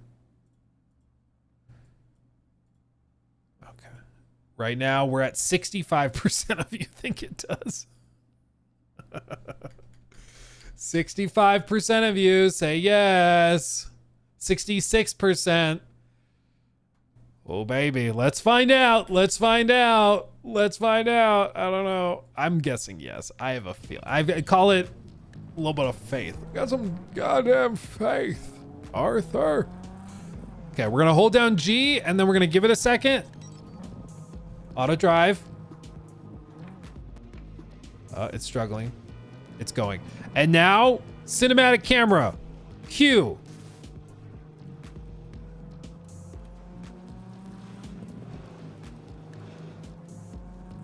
Maybe.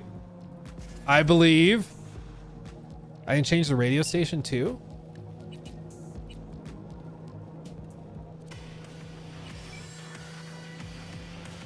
This is cute. What a cute little mode. No speeding, of course, but nice little adjustment. It really does give you pause. Like this whole thing really gives you pause. It makes you go like, I wonder just what Cyberpunk would have been like if it had launched with all these quality of life things. Like, granted, it's taken them a long time to do it, but they also have a pretty small team working on it at this point. No. No. No.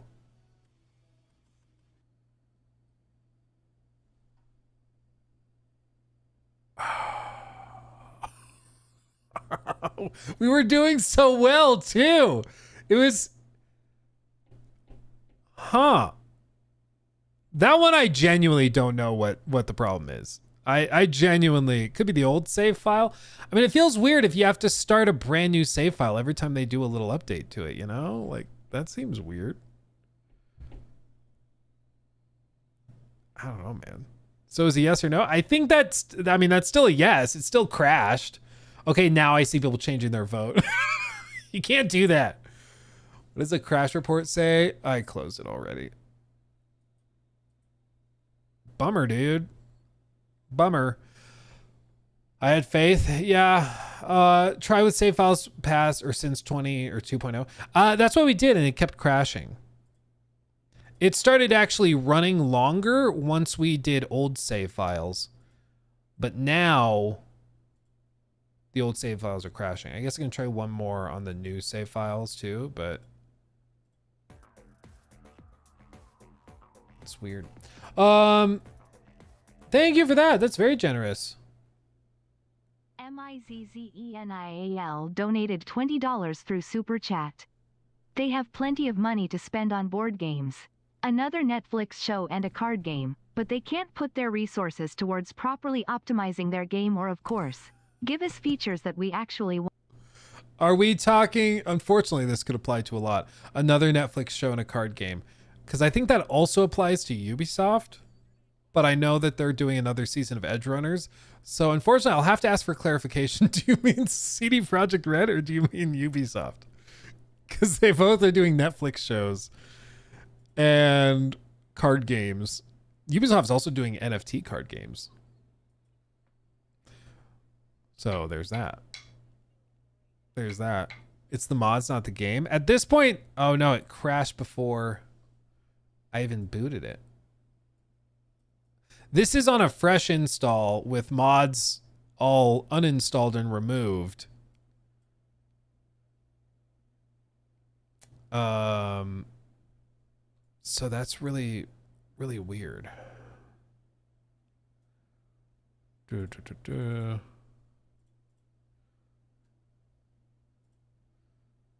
does the report say? Name error reason value 00 engine error report. I don't understand any of what I'm reading. I don't understand. I don't get it. Well, I'll have to keep messing with it, I guess. But from what we tried, it does look like the cinematic camera is a nice little addition. The new cars are a nice little addition. Anybody, I saw some, whoever it was that mentioned earlier in the super chat, they were like, do you see some people are freaking out and upset because it, like, they wanted there to be a new game plus or some addition like that? I mean, honestly, if you were expecting new game plus, like, you kind of deserve to be disappointed. I hate to tell you, like, they've made it pretty clear. This is a tiny little update with like some quality of life improvements.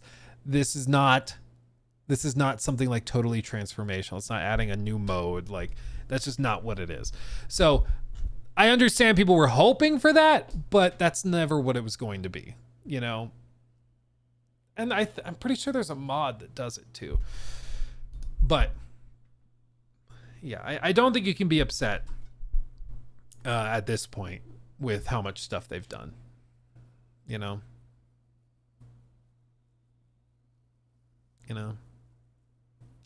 Why not add that already? Well, new game pluses are not, they're not just like a casual throw it together kind of thing if you want it done well. Some people think that it's just like, oh no, just let me load into the beginning of the game, but with all my late game stuff. That just breaks it. Like, you have to rebalance combat, or at least have combat scalable with the higher level weapons, so it's not just like a total waltz through the park where there's like no effort required at all. Like, you have to put a little effort into it. And in some games that have a lot of variability and moving parts, like a Cyberpunk and any open world game really, there's just a lot of things to consider. Like, a lot.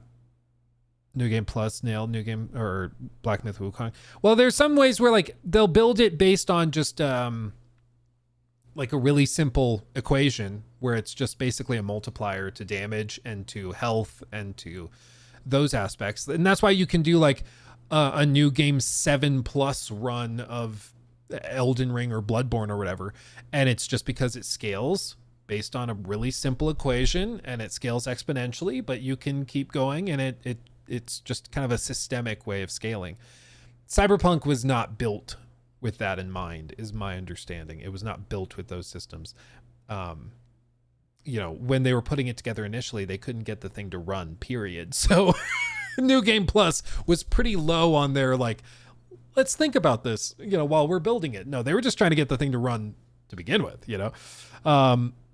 Wasn't built with a lot in mind. Yeah, that's fair. The thing in their mind at the time was panic because nothing worked. So it's, you know, would it be nice to have a New Game Plus? Sure. But I think being upset that wasn't added in a free update, I'm like, the game's like, what, 5 years old now? You know? Just, the game is what the game is. And I think the game, what it is now, is a really compelling package. It's really good, but still. Obelisk, thank you for the bits, by the way. Thank you. I had a lot of issues with Oblivion to the point of it being unplayable, and it turned out to be NVIDIA being bad at making stable drivers. I checked, our drivers are updated, but maybe there is an issue with current drivers or just my specific hardware. I don't know at this point what could be doing it, because in the past when I've had problems with like games I've had modded that get updated, if I disable mods, that usually fixes it. And if that somehow doesn't, you just reinstall it and that fixes it. But I still don't know. I don't know why it's still having problems even after doing all that. Thank you for that 20. Jesus. It's very generous. Is it going to read it? Why isn't it reading it? That's weird. It should be reading it. It feels like the biggest kick in the teeth is the fact that they can add ARM design cyberware and move and more weapons like the elbow flamethrowers. That was kind of a spit in the face showing us that in the DLC. Biggest kick in the teeth is the fact they can add ARM design cyberware and more weapons like the flamethrowers. That kind of spit in the face showing us that in the DLC. I guess maybe a point of clarification, because are you saying that it's a kick in the teeth that they can add that stuff? Like they can add that, but they can't add more? Is that what you mean? Like they can do that, but they can't add a new game plus? Is that what you mean? I just need a little clarification because I'm not super clear on what you mean.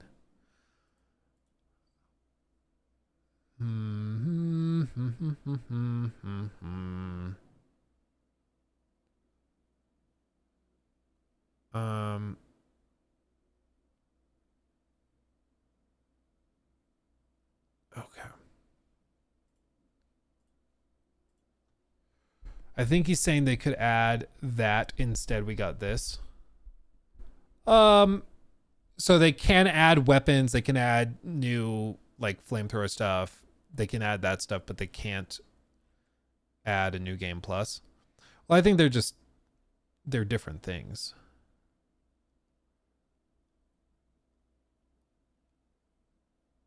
I think they're just different things. Like adding a new weapon to be used within the game is one thing.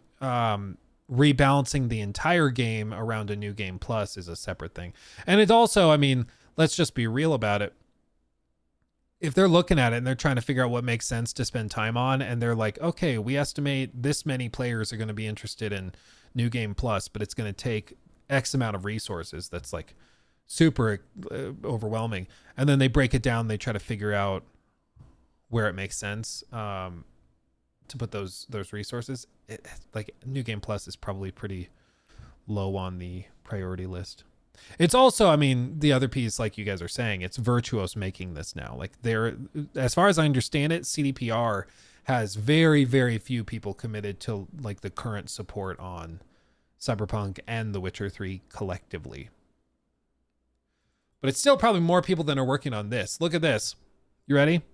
New tiny segment to round out the stream.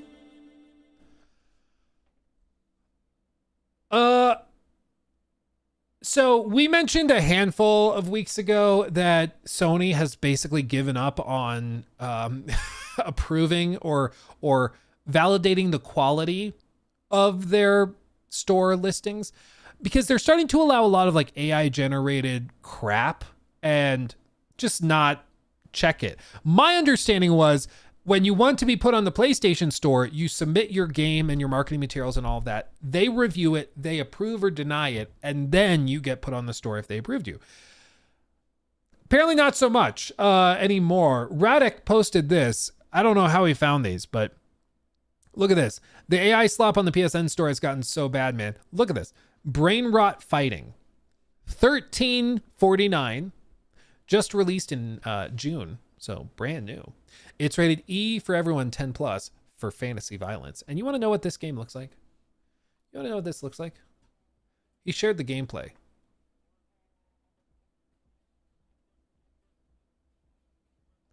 It is like, it is just a copy and paste of like a bunch of these other mobile game archetypes that are just asset flips. It's like an avocado gorilla and then cappuccino, ballerina cappuccina, like, and it's all made with these like AI tools where you submit an AI picture to this AI tool that turns it into a 3D model and then you swap that model out. It's just like the lowest of the lowest of the lowest effort. It's unbelievable. And there's more. So this is Brain Rot Fighting. He also found Berber Patapim, which is brand new, just released July 10th. So there you go. Lirili Larilla, which is an elephant cactus walking in sandals.